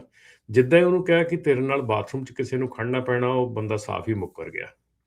ਉਸ ਤੋਂ ਬਾਅਦ ਮੰਨ ਗਿਆ ਕਿ ਮੈਂ ਤਾਂ ਫੀਮ ਖਾਧੀ ਆ ਜਾਂ ਮੈਂ ਨਸ਼ਾ ਕੀਤਾ ਆ। ਤੇ ਅਸੀਂ ਉਹਨੂੰ ਕਿਹਾ ਵੀ ਸੌਰੀ, ਵੀ ਹੁਣ ਤਾਂ ਤੂੰ ਆਲਰੇਡੀ ਤੇਰਾ ਟੈਸਟ ਸਟਾਰਟ ਹੋ ਚੁੱਕਾ, so we can not do anything about it because it's electronic process ਹੈਗਾ ਆ। ਮੈਨੂੰ ਇਹ ਹੈਰਾਨੀ ਸੀਗੀ ਕਿ ਉਸ ਬੰਦੇ ਨੂੰ ਇੰਨੀ ਨੌਲੇਜ ਨਹੀਂ ਹੈਗੀ ਕਿ ਮੇਰਾ ਜਿਹੜਾ ਫਾਲੋ ਅਪ ਡਰੱਗ ਟੈਸਟ ਚੱਲ ਰਿਹਾ ਹੈਗਾ ਤੇ ਫਾਲੋ ਅਪ ਡਰੱਗ ਟੈਸਟ ਦੇ ਵਿੱਚ ਉਹ ਬੰਦਾ ਫਿਰ ਮੰਨ ਰਿਹਾ ਕਿ ਮੈਂ ਘਰੇ ਆ ਕੇ ਜਦੋਂ ਮੈਂ ਵੀਕਐਂਡ ਤੇ ਘਰੇ ਆਉਣਾ ਤੇ ਮੈਂ ਡਰੱਗ ਕਰ ਲੈਣਾ ਆ। ਤੇ ਮਤਲਬ ਕਹਿਣ ਦਾ ਕਿ ਮਤਲਬ ਕਿੱਥੋਂ ਤੱਕ ਤੁਸੀਂ ਯਾਰ ਮਤਲਬ ਸਾਨੂੰ ਹੁਣ ਕਈ ਵਾਰੀ ਤਾਂ ਹੈਰਾਨੀ ਹੁੰਦੀ ਆ ਕਿ ਗਰਾਊਂਡ ਲੈਵਲ ਤੇ ਜਦੋਂ ਅਸੀਂ ਲੋਕਾਂ ਨਾਲ ਗੱਲਾਂ ਕਰਦੇ ਹਾਂ, ਜਦੋਂ ਸਾਨੂੰ ਕਾਲਾਂ ਕਰਕੇ ਲੋਕੀ ਕਹਿੰਦੇ ਯਾਰ ਸਾਡੇ ਕੋਲੋਂ ਪੈਸੇ ਲੈ ਲਓ, ਸਾਡਾ ਆਹ ਕੰਮ ਕਰਾ ਦਿਓ, ਸਾਡੇ ਕੋਲ ਪੈਸੇ ਲੈ ਲਓ, ਸਾਨੂੰ ਆਹ ਚੀਜ਼ ਕਰਾ ਦਿਓ। ਪਿਛਲੇ ਦਿਨਾਂ ਦੇ ਵਿੱਚ ਇੱਕ ਬੰਦੇ ਨੂੰ DUI ਮਿਲੀ ਤੇ ਉਹ ਬੰਦਾ ਕਾਲ ਕਰਕੇ ਮੈਨੂੰ ਕਹਿ ਰਿਹਾ ਹੈਗਾ ਕਿ ਤੁਸੀਂ ਜਿੰਨੇ ਪੈਸੇ ਲੈਣੇ ਲੈ ਲਓ, ਮੇਰੀ ਇਹ ਕਲੀਅਰ ਕਰਾ ਦਿਓ। ਮਤਲਬ ਇਹ ਚੀਜ਼ਾਂ ਕਿਉਂ, ਮਤਲਬ ਕਿ ਯਾਰ ਤੁਸੀਂ ਮਤਲਬ ਹੱਦ ਹੋ ਗਈ ਆ। ਔਰ ਫਿਰ ਰਾਜਕਰਨ ਹੁਣ ਇੱਥੇ ਹੀ ਤੁਹਾਨੂੰ ਦੱਸਦੇ ਆ ਕਿ ਇਸ ਵੇਲੇ ਮੈਂ ਇਹ ਚੀਜ਼ ਮੈਂ ਕਹਿਣੀ ਚਾਹੁੰਦਾ, ਸਾਰਿਆਂ ਨੂੰ ਅਗਾਹ ਕਰਨਾ ਚਾਹੁੰਦਾ ਆ ਕਿ ਇਸ ਵੇਲੇ ਬਹੁਤ ਜਿਹੜੀਆਂ ਕੰਪਨੀਜ਼ ਹੈਗੀਆਂ, ਕੁਛ ਇੱਕ ਇੰਡੀਆ ਤੋਂ ਕਾਲਸ ਵੀ ਆ ਰਹੀਆਂ ਹੈਗੀਆਂ, ਕੁਛ ਇੱਥੇ ਵੀ ਕੰਪਨੀਆਂ ਹੈਗੀਆਂ ਜਿਹੜੀਆਂ ਲੋਕਾਂ ਦਾ ਨਜਾਇਜ਼ ਫਾਇਦਾ ਚੱਕ ਰਹੀਆਂ, ਜਿਹੜੀਆਂ ਕਾਲ ਕਰਕੇ ਇਹ ਕਹਿ ਰਹੀਆਂ ਕਿ ਤੁਸੀਂ ਸਾਨੂੰ ਇੰਨੇ ਪੈਸੇ ਦਿਓ, ਅਸੀਂ ਤੁਹਾਡੀਆਂ ਟਿਕਟਾਂ ਜਿਹੜੀਆਂ ਆ ਉਹ ਮਾਫ ਕਰਾ ਦਿਆਂਗੇ, ਤੁਹਾਡੀ ਆਹ ਟਿਕਟ ਕਲੀਨ ਕਰਾ ਦਿਆਂਗੇ, ਆਹ ਟਿਕਟ। ਦੇਖੋ, ਜਿਹੜੀ ਟਿਕਟ ਤੁਹਾਨੂੰ ਸਕੇਲ ਦੇ ਉੱਤੇ ਤੁਹਾਨੂੰ ਟਰੱਕ ਦੀ ਕੋਈ ਇਕੁਇਪਮੈਂਟ ਦੀ ਫਿਕਸਿੰਗ ਟਿਕਟ ਮਿਲੀ ਆ, ਉਹ ਕਲੀਅਰ ਨਹੀਂ ਹੁੰਦੀ। ਓਕੇ, ਸੋ ਇੰਨੀ ਗੱਲ ਸਮਝ ਲਓ ਕਿ ਕੋਈ ਵੀ ਟਿਕਟ ਜਿਹੜੀ ਤੁਹਾਨੂੰ ਸਕੇਲ ਦੇ ਉੱਤੇ ਤੁਹਾਨੂੰ ਤੁਹਾਡੇ ਟਰੱਕ ਨੂੰ ਮਿਲੀ ਆ, ਕਿਸੇ ਨੂੰ ਟਾਇਰਾਂ ਦੀ ਆ, ਕਿਸੇ ਨੂੰ 에ਅਰ ਲੀਕ ਦੀ ਆ, ਕਿਸੇ ਨੂੰ ਬ੍ਰੇਕਸ ਦੀ ਆ, ਕਿਸੇ ਨੂੰ ਕਿਸੇ ਚੀਜ਼ ਦੀ ਵੀ ਇਕੁਇਪਮੈਂਟ ਫਿਕਸਿੰਗ ਦੀ ਟਿਕਟ ਮਿਲੀ ਆ, ਉਹ ਕਦੀ ਵੀ ਤੁਹਾਡੇ ਰੈਕਡ ਤੋਂ ਕਲੀਨ ਨਹੀਂ ਹੁੰਦੀ। ਸੋ ਇਹ ਜਿਹੜੀ ਚੀਜ਼ ਆ ਇਹ ਪੱਲੇ ਬੰਨ ਲਓ। ਦੂਜੀ ਚੀਜ਼ ਆ ਕਿ ਜਿਹੜੀ ਤੁਹਾਡੀ ਮੂਵਿੰਗ ਵਾਇਲੇਸ਼ਨ ਆ, ਮੂਵਿੰਗ ਵਾਇਲੇਸ਼ਨ ਦੇ ਉੱਤੇ ਤੁਸੀਂ ਫਾਈਟ ਕਰ ਸਕਦੇ ਹੈਗੇ। ਤੁਸੀਂ ਇਹ ਕਹਿ ਸਕਦੇ ਆ ਕਿ ਮੈਨੂੰ ਗਲਤ ਦਿੱਤੀ ਗਈ ਜਾਂ ਕੁਛ ਵੀ ਤੁਹਾਡਾ ਪੱਖ ਹੈਗਾ ਤੁਸੀਂ ਰੱਖ ਸਕਦੇ ਆ। ਪਰ ਜੇ ਤੁਹਾਡਾ ਟਾਇਰ ਉੱਥੇ ਪੈਂਚਰ ਹੈਗਾ, ਉਹਦਾ ਕੀ ਪੱਖ ਰੱਖੋਗੇ, ਉਹਨੂੰ ਕਿੱਦਾਂ ਤੁਸੀਂ ਕਲੀਨ ਕਰਵਾਓਗੇ? ਸੋ ਜਿਹੜੀਆਂ ਫਿਕਸਿੰਗ ਟਿਕਟ ਆ ਜਾਂ ਕੋਈ ਵੀ ਤੁਹਾਡੀ ਇਕੁਇਪਮੈਂਟ ਟਿਕਟਸ ਹੈਗੀਆਂ ਜਾਂ ਤੁਹਾਨੂੰ ਮਸ਼ੀਨਰੀ ਨੂੰ ਕੋਈ ਚੀਜ਼ ਟਿਕਟ ਮਿਲੀ ਹੈਗੀ ਆ, ਉਹ ਤੁਹਾਡੀਆਂ ਦੁਬਾਰਾ ਤੋਂ ਕਲੀਨ ਇਨਸਪੈਕਸ਼ਨ ਹੋਣ ਤੋਂ ਬਾਅਦ ਹੌਲੀ ਹੌਲੀ ਉਹ ਤੁਹਾਡਾ ਸਕੋਰ ਥੱਲੇ ਜਾਂਦਾ ਆ। ਉਹਨੂੰ ਕੋਈ ਕਲੀਨ ਨਹੀਂ ਕਰ ਸਕਦੇ ਤੁਸੀਂ, ਉਹਨੂੰ ਕੋਈ ਸਾਫ਼ ਨਹੀਂ ਕਰ ਸਕਦੇ, ਉਹਨੂੰ ਕੁਛ ਨਹੀਂ ਕਰ ਸਕਦੇ। ਸੋ ਪਲੀਜ਼ ਕਿਰਪਾ ਕਰਕੇ, ਬਹੁਤ ਕੰਪਨੀਆਂ ਇਸ ਵੇਲੇ ਕਾਲ ਕਰਕੇ ਕਹਿ ਰਹੀਆਂ ਹੈਗੀਆਂ ਕਿ $250 ਦਿਓ, ਅਸੀਂ ਤੁਹਾਡੀ ਟਿਕਟ ਮਾਫ ਕਰਾ ਦਿੰਦੇ ਹਾਂ, ਕਰ ਦਿੰਦੇ ਹਾਂ। ਐਸਾ ਕੁਛ ਨਹੀਂ ਹੋਣ ਵਾਲਾ। ਜੇ ਤੁਹਾਨੂੰ ਫਿਕਸਿੰਗ ਟਿਕਟ ਜਾਂ ਤੁਹਾਡੇ ਇਕੁਇਪਮੈਂਟ ਨੂੰ ਟਿਕਟ ਮਿਲੀ ਆ, ਉਹ ਕਲੀਨ ਨਹੀਂ ਹੋ ਸਕਦੀ। ਜੀ ਬਿਲਕੁਲ। ਸੋ ਇਹ ਸਿਚੁਏਸ਼ਨਸ ਜਿਹੜੀਆਂ ਇਸ ਤਰੀਕੇ ਦੇ ਨਾਲ ਜਿਹੜੀਆਂ ਉਹ ਬਣੀਆਂ ਪਈਆਂ ਆ। ਰਮਨ ਜੀ, ਜਿੱਦਾਂ ਤੁਸੀਂ ਦੱਸਿਆ ਵੀ ਤੁਹਾਨੂੰ ਇਹ ਕਾਲ ਆਈ ਵੀ ਕਹਿੰਦੇ ਵੀ ਪੈਸੇ ਦੇ ਕੇ ਆਹ ਕਰ ਦੋ, ਉਹ ਕਰ ਦੋ, ਇਹ ਚੱਕਰ ਕੀ ਆ? ਵੀ ਕਾਲਾਂ ਕਿਉਂ ਫਿਰ ਆ ਜਾਂਦੀਆਂ ਆ? ਇਹਦਾ ਮਤਲਬ ਇਹ ਕੰਮ ਇਦਾਂ ਦੇ ਹੋ ਰਹੇ ਹੋਣਗੇ, ਕੋਈ ਕਰਦਾ ਹੀ ਆ ਤਾਂ ਹੀ ਉਹ ਵੀ ਸਾਰਿਆਂ ਨੇ ਕਾਲਾਂ ਕਰਕੇ ਪੁੱਛ ਰਹੇ ਆ? ਫਿਰ ਬਿਲਕੁਲ ਰਾਜਕਰਨ ਹੋ ਰਹੇ ਆ ਕੰਮ, ਇਹ ਹੋ ਰਹੇ ਆ। ਜੇ ਡਰੱਗ ਟੈਸਟਿੰਗ ਦੀ ਗੱਲ ਕਰੀਏ, ਇਹੋ ਜਿਹੇ ਲੋਕਾਂ ਦੇ ਡਰੱਗ ਟੈਸਟ ਕਿਤੇ ਤਾਂ ਪਾਸ ਹੋ ਰਹੇ ਆ ਨਾ। ਜੇ ਇਦਾਂ ਦੇ ਲਾਇਸੈਂਸ ਦੀ ਗੱਲ ਕਰੀਏ, ਕੋਈ ਤਾਂ ਉਹਨਾਂ ਨੂੰ ਪਾਸ ਕਰਵਾ ਰਿਹਾ ਨਾ, ਕੋਈ ਤਾਂ ਕੁਛ ਕਰ ਰਿਹਾ ਹੈਗਾ ਨਾ। ਇਦਾਂ ਦੀਆਂ ਚੀਜ਼ਾਂ ਕਿ ਜੇ ਹੋ ਰਹੀਆਂ ਤਾਂ ਹੀ ਬੰਦਾ ਭੱਜ ਦੌੜ ਕਰਦਾ ਹੈਗਾ, ਨਹੀਂ ਤਾਂ ਅਦਰਵਾਈਜ਼ ਜੇ ਪਤਾ ਹੋਵੇ ਵੀ ਨਹੀਂ ਹੋਣੀਆਂ ਹੈਗੀਆਂ ਤੇ ਕਿਉਂ ਕਰੇ। ਜੀ। ਤੇ ਆਪਾਂ ਕਾਲਸ ਵੱਲ ਨੂੰ ਵੀ ਨਾਲ ਵਧਾਂਗੇ। ਆਪਣੇ ਨਾਲ ਕੁਝ ਮਿੰਟਾਂ ਦੇ ਲਈ ਨਿਰਮਲ ਮਾਨ ਜੀ ਜਿਹੜੇ ਆ ਉਹ ਵੀ ਆਪਣੇ ਨਾਲ ਗੱਲਬਾਤ ਕਰਨਗੇ ਤੇ ਫਿਰ ਆਪਾਂ ਦੁਬਾਰਾ ਕਾਲਸ ਵਾਲੇ ਸਿਲਸਿਲੇ ਵੱਲ ਨੂੰ ਵਧਦੇ ਹਾਂ। ਨਿਰਮਲ ਮਾਨ ਜੀ ਆਇਆਂ ਨੂੰ, ਸਵਾਗਤ ਹੈ ਜੀ। ਸਤਿ ਸ਼੍ਰੀ ਅਕਾਲ ਜੀ। ਸਤਿ ਸ਼੍ਰੀ ਅਕਾਲ ਰਾਜਕਰਨ, ਸਤਿ ਸ਼੍ਰੀ ਅਕਾਲ ਹਰਜੋਤ ਭਾਜੀ, ਸਤਿ ਸ਼੍ਰੀ ਅਕਾਲ ਰਮਨ ਭਾਜੀ, ਸਾਰਿਆਂ ਨੂੰ ਸਤਿ ਸ਼੍ਰੀ ਅਕਾਲ। ਸਤਿ ਸ਼੍ਰੀ ਅਕਾਲ ਜੀ। ਸਤਿ ਸ਼੍ਰੀ ਅਕਾਲ ਜੀ। ਨਿਰਮਲ ਮਾਨ ਜੀ, ਸੋ ਲੇਟੈਸਟ ਕੀ ਸਿਚੁਏਸ਼ਨ ਚੱਲ ਰਹੀ ਆ ਇਸ ਇਕਨੋਮਿਕ ਜਿਹੜੇ ਹਾਲਾਤਾਂ ਨੂੰ ਜਿਹੜਾ ਉਹ ਲੈ ਕੇ, ਖਾਸ ਕਰਕੇ ਜੇ ਆਪਾਂ ਡੈਟ ਦੀ ਗੱਲ ਕਰੀਏ ਤਾਂ? ਬਿਲਕੁਲ ਜਨਰਲੀ ਮੈਂ ਗੱਲ ਕਰਦੇ ਹੁੰਦੇ, ਪਰ ਥੋੜੀ ਜਿਹੀ ਗੱਲ ਕਰਨ ਤੋਂ ਪਹਿਲਾਂ ਮੈਂ ਅੱਗੇ ਆਪਣੇ ਰਮਨ ਭਾਜੀ ਗੱਲ ਕਰਦੇ ਹੋਣੇ ਮੈਨੂੰ ਲੈ ਕੇ ਜਾਵਾਂਗਾ। ਭਾਜੀ ਕਹਿੰਦੇ ਹਨ ਕਿ ਜਿੱਦਾਂ ਕਿ ਆਪਾਂ ਕੋਈ ਵੀ ਅੱਜ ਕੱਲ੍ਹ ਕਰਦੇ ਗੱਲਾਂ ਟਿਕਟਾਂ ਦੀਆਂ ਕਿ ਆਹ ਕਰਾ ਲਾਂਗੇ। ਸੋ ਹਰ ਬਿਜ਼ਨਸ ਦੇ ਵਿੱਚ ਇੱਦਾਂ ਦਾ ਕਿ ਆਹ ਕਰਾ ਦਾਂਗੇ ਤੁਹਾਡਾ ਕੰਮ, ਚਾਹੇ ਕ੍ਰੈਡਿਟ ਫਿਕਸ ਕਰਾਉਣਾ ਜੀ, ਚਾਹੇ ਤੁਸੀਂ ਡੈਟ ਸੈਟਲ ਕਰਾਉਣਾ। ਤੇ ਮੈਂ ਇਹੀ ਕਹਿਣਾ ਹੁੰਦਾ ਕਿ ਜੇ ਵੀ ਕੋਈ ਕੰਪਨੀ ਇਦਾਂ ਦੀ ਕੋਈ ਤੁਹਾਡੇ ਕੋਲ ਆਉਂਦੀ ਹੈ, ਰਮਨ ਭਾਜੀ ਕਹਿ ਰਹੇ ਹਨ ਕਿ ਜੇ ਕੋਈ ਪੈਸੇ ਅਪਫਰੰਟ ਨਹੀਂ ਲੈਂਦੀ, ਤੁਹਾਡੀ ਟਿਕਟ ਕਢਾਉਣ ਤੋਂ ਬਾਅਦ ਕਹਿੰਦੀ ਕਿ ਪੈਸੇ ਦੇ ਦਿਓ, ਜਿੱਦਾਂ ਅਸੀਂ ਕਹਿੰਦੇ ਹਾਂ ਕਿ ਡੈਟ ਤੁਹਾਡਾ ਸੈਟਲ ਹੋਣ ਦੇ ਬਾਅਦ ਅਸੀਂ ਪੈਸੇ ਚਾਰਜ ਕਰਾਂਗੇ। ਸੋ ਰਮਨ ਭਾਜੀ, ਉਹਦੇ ਬਾਰੇ ਤੁਹਾਡਾ ਕੀ ਵਿਚਾਰ ਹੈ ਕਿ ਜੇ ਪੈਸੇ ਅਪਫਰੰਟ ਨਾ ਲਏ ਜਾਣ, ਕੰਮ ਕਰਨ ਤੋਂ ਬਾਅਦ ਪੈਸੇ ਲੈ ਜਾਣ? ਦੇਖੋ ਜੀ, ਉਹ ਤਾਂ ਕਈ ਦੇਖੋ ਬਿਜ਼ਨਸਿਸ ਐਸੇ ਹੁੰਦੇ ਆ ਕਿ ਜਿਨ੍ਹਾਂ ਦੇ ਵਿੱਚ ਇਹ ਚੀਜ਼ ਜਿਹੜੀ ਆ, ਜਦੋਂ ਜਿਸ ਤਰ੍ਹਾਂ ਤੁਹਾਡਾ ਬਿਜ਼ਨਸ ਹੈਗਾ ਆ, ਤੁਹਾਡੇ ਬਿਜ਼ਨਸ ਦੇ ਵਿੱਚ ਮੈਂ ਜਾਣਦਾ ਹਾਂ ਕਿ ਇਹ ਚੀਜ਼ ਤੁਸੀਂ ਕਹਿੰਦੇ ਆ ਔਰ ਚੱਲਦੀ ਹੈਗੀ ਆ। ਪਰ ਆਪਣੀ ਕਮਿਊਨਿਟੀ ਦੇ ਬਾਰੇ ਦੇ ਵਿੱਚ ਇਹ ਵੀ ਜਿਹੜੀ ਚੀਜ਼ ਹੈਗੀ ਆ ਕਿ ਖਾਸ ਕਰਕੇ ਜਦੋਂ ਕੰਮ ਹੋ ਜਾਂਦਾ ਆ, ਫਿਰ ਉਸ ਤੋਂ ਬਾਅਦ ਜਿਹੜਾ ਤੁਹਾਨੂੰ ਭੁੱਲ ਜਾਂਦਾ ਬੰਦਾ, ਪੈਸੇ ਦੇਣ ਦੀ ਥਾਂ ਤੇ ਭੁੱਲ ਜਾਂਦਾ ਆ, ਕਸਟਮਰ ਜਿਹੜਾ ਆ ਉਹ ਨਹੀਂ ਦਿੰਦਾ ਹੈਗਾ। ਬਹੁਤ ਐਸੀਆਂ ਚੀਜ਼ਾਂ ਹੈਗੀਆਂ ਜਿਹਦੇ ਵਿੱਚ ਕਿ ਕਸਟਮਰ ਜਿਹੜਾ ਇੱਕ ਵਾਰੀ ਕੰਮ ਕਢਵਾ ਕੇ ਮੁੜ ਕੇ ਦੁਬਾਰਾ ਤੁਹਾਨੂੰ ਨਹੀਂ ਪੁੱਛਦਾ ਹੈਗਾ, ਨਹੀਂ ਪੈਸੇ ਦਿੰਦਾ। ਪਰ ਡੈਫੀਨੇਟਲੀ ਉਹਦੇ ਵਿੱਚ ਡਿਫਰੈਂਟ ਇੰਡਸਟਰੀਜ਼ ਹੈਗੀਆਂ ਜਿਹਦੇ ਵਿੱਚ ਕਿ ਇਹ ਚੀਜ਼ ਚੱਲ ਜਾਂਦੀ ਹੈ, ਕਿਉਂਕਿ ਜਿੱਥੇ ਤੁਸੀਂ ਦੋਨਾਂ ਨੇ ਆਪਸ ਦੇ ਵਿੱਚ ਕੰਮ ਕਰਨਾ ਹੈਗਾ ਆ, ਔਰ ਮਤਲਬ ਤੁਹਾਡਾ ਜਿਹੜਾ ਜ਼ਰੀਆ ਹੈਗਾ ਉਹ ਚੱਲਦਾ ਰਹਿਣਾ ਹੈਗਾ ਅੱਗੇ, ਠੀਕ ਹੈ, ਉਹਦੇ ਵਿੱਚ ਚੱਲ ਜਾਂਦਾ ਹੈਗਾ। ਪਰ ਕਾਫੀ ਇੰਡਸਟਰੀਜ਼ ਹੈਗੀਆਂ ਜਿਨ੍ਹਾਂ ਦੇ ਵਿੱਚ ਇਸ ਤਰ੍ਹਾਂ ਦਾ ਕੰਮ ਜਿਹੜਾ ਉਹ ਨਹੀਂ ਚੱਲਦਾ। ਪਰ ਆ ਜਿਹੜੀਆਂ ਟਿਕਟ ਮਾਫ ਵਾਲੀਆਂ ਜਾਂ ਤੁਹਾਡਾ ਕੰਮ ਹੈਗਾ ਟਿਕਟ ਮਾਫ ਵਾਲੀਆਂ, ਤੇ ਮੈਂ ਤੈਨੂੰ ਡੈਫੀਨੇਟਲੀ ਕਹਿਣਾ ਹੈਗਾ ਕਿ ਉਹ ਇਸ ਵੇਲੇ ਜਿਹੜੀਆਂ ਚੀਜ਼ਾਂ ਹੈਗੀਆਂ ਉਹ ਨਹੀਂ ਚੱਲ ਰਹੀਆਂ ਹੈਗੀਆਂ, ਉਹ ਬਹੁਤ ਮਤਲਬ ਕਿ ਦੋਨੋਂ ਪਾਸੇ ਕੰਮ ਖਰਾਬ ਹੈਗਾ। ਜੀ ਬਿਲਕੁਲ। ਔਰ ਇਸੇ ਗੱਲ ਨੂੰ ਆਪਾਂ ਅੱਗੇ ਲੈ ਕੇ ਜਾ ਕੇ ਕਹਿੰਦੇ ਹਾਂ ਕਿ ਦੇਖੋ ਅੱਜ ਕੱਲ੍ਹ ਜਿੱਦਾਂ ਵੀ ਸਾਡੇ ਜਿੰਨੇ ਵੀ ਕਲਾਇੰਟ ਨੇ ਪਿਛਲੇ ਆਲਮੋਸਟ 18 ਸਾਲ ਤੋਂ ਉੱਤੇ, ਔਰ ਤੁਹਾਡੇ ਕ੍ਰੈਡੀਟਰ ਨੂੰ ਪਹਿਲਾਂ ਪੇਮੈਂਟ ਭੇਜਦੇ ਆ, ਔਰ ਜਿੰਨੇ ਵੀ ਤੁਹਾਡੇ ਪੈਸੇ ਆਏ ਨੇ ਫਰਮ ਡੇ 1 ਪਹਿਲੇ ਕ੍ਰੈਡਿਟ ਕਾਰਡ ਤੋਂ ਲੈ ਕੇ ਲਾਸਟ ਤੱਕ, ਐਵਰੀ ਸਿੰਗਲ ਪੈਨੀ ਜਿਹੜਾ ਅਕਾਊਂਟਿੰਗ ਹੈ ਉਹ ਆਨਲਾਈਨ ਅਵੇਲੇਬਲ ਹੁੰਦੀ ਹੈ। ਐਂਡ ਸਿਚੁਏਸ਼ਨ ਇਹੀ ਬਣਦੀ ਪਈ ਹੈ ਕਿ ਹੁਣ ਚਾਹੇ ਇਟਸ ਗੁੱਡ ਥਿੰਗ ਕਿ ਜਿੱਦਾਂ ਤੁਸੀਂ ਕਹਿੰਦੇ ਹੋ ਕਿ ਟਰੱਕਿੰਗ ਦਾ ਸਿਚੁਏਸ਼ਨ ਇੰਪਰੂਵ ਹੋ ਰਹੀ ਹੈ, ਪਰ ਓਵਰਆਲ ਇਕਨੋਮੀ ਦੀ ਸਿਚੁਏਸ਼ਨ ਜਿਹੜੀ ਕਾਫੀ ਖਰਾਬ ਹੋ ਰਹੀ ਹੈ, ਟੂਵਰਡਸ ਰਿਸੈਸ਼ਨ ਜਾਂਦੀ ਪਈ ਹੈ। ਜੇ ਆਪਾਂ ਰੀਅਲ ਸਟੇਟ ਦੀ ਗੱਲ ਕਰੀਏ ਤਾਂ ਥਰੂ ਆਊਟ ਕੰਟਰੀ ਜਿਹੜੇ ਪ੍ਰਾਈਸਿੰਗ ਕਾਫੀ ਥੱਲੇ ਜਾਂਦੀ ਪਈ। ਆਈ ਥਿੰਕ ਹਰਜੋਤ ਭਾਜੀ ਬੇ ਏਰੀਏ 'ਚ ਤਾਂ ਕਾਫੀ ਵੱਡਾ ਇੰਪੈਕਟ ਪੈਂਦਾ ਪਿਆ ਪ੍ਰਾਈਸਿੰਗ ਦਾ, ਖਾਸ ਕਰਕੇ ਜਿਹੜੀਆਂ IT ਦੀ ਜੌਬਸ ਨੇ ਉਹ ਵੀ ਕਾਫੀ ਜ਼ਿਆਦਾ। ਤੁਸੀਂ ਆਮ ਦੇਖੋ ਜੇ ਜ਼ੀਲੋ ਚੈੱਕ ਕਰ ਲਓ ਨਾ, ਈਵਨ ਫ੍ਰਿਜ਼ਨੋ ਏਰੀਏ 'ਚ ਵੀ ਦੇਖ ਲਓ ਜਿੱਧਰ ਰਾਜਕਾਰਨ ਹੋਣੀ ਰਹਿੰਦੇ ਜਾਂ ਬੇ ਏਰੀਏ, ਪੂਰਾ ਰੈੱਡ ਆ।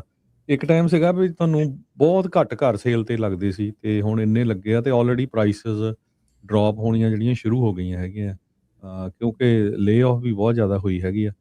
ਸੋ ਲੋਕਾਂ ਦੇ ਕਰਜ਼ਾ ਤਾਂ ਹਰ ਰੋਜ਼ ਆਪਾਂ ਖਬਰਾਂ ਸਾਂਝੀਆਂ ਕਰਦੇ ਹੀ ਆ ਵੀ ਵਧੀ ਜਾਂਦਾ ਆ। ਇਨਫਲੇਸ਼ਨ ਵਧੀ ਹੋਈ ਕਰਕੇ ਕ੍ਰੈਡਿਟ ਕਾਰਡ ਯੂਜ਼ ਕਰੀ ਜਾਂਦੇ ਆ, ਤੇ ਉਹ ਫਿਰ ਮਿਨੀਮਮ ਪੇਮੈਂਟ ਦਿੰਦੇ ਆ, ਤੇ ਫਿਰ ਉਹ ਬਾਅਦ ਚ ਰਗੜ ਹੁੰਦੇ ਆ, ਫਿਰ ਉਹਨਾਂ ਨੂੰ ਉਹ ਫਿਰ ਡੈਫਟ ਕੰਸੋਲੀਡੇਸ਼ਨ ਹੀ ਕਰਾਉਣੀ ਪੈਣੀ ਆ ਫਿਰ।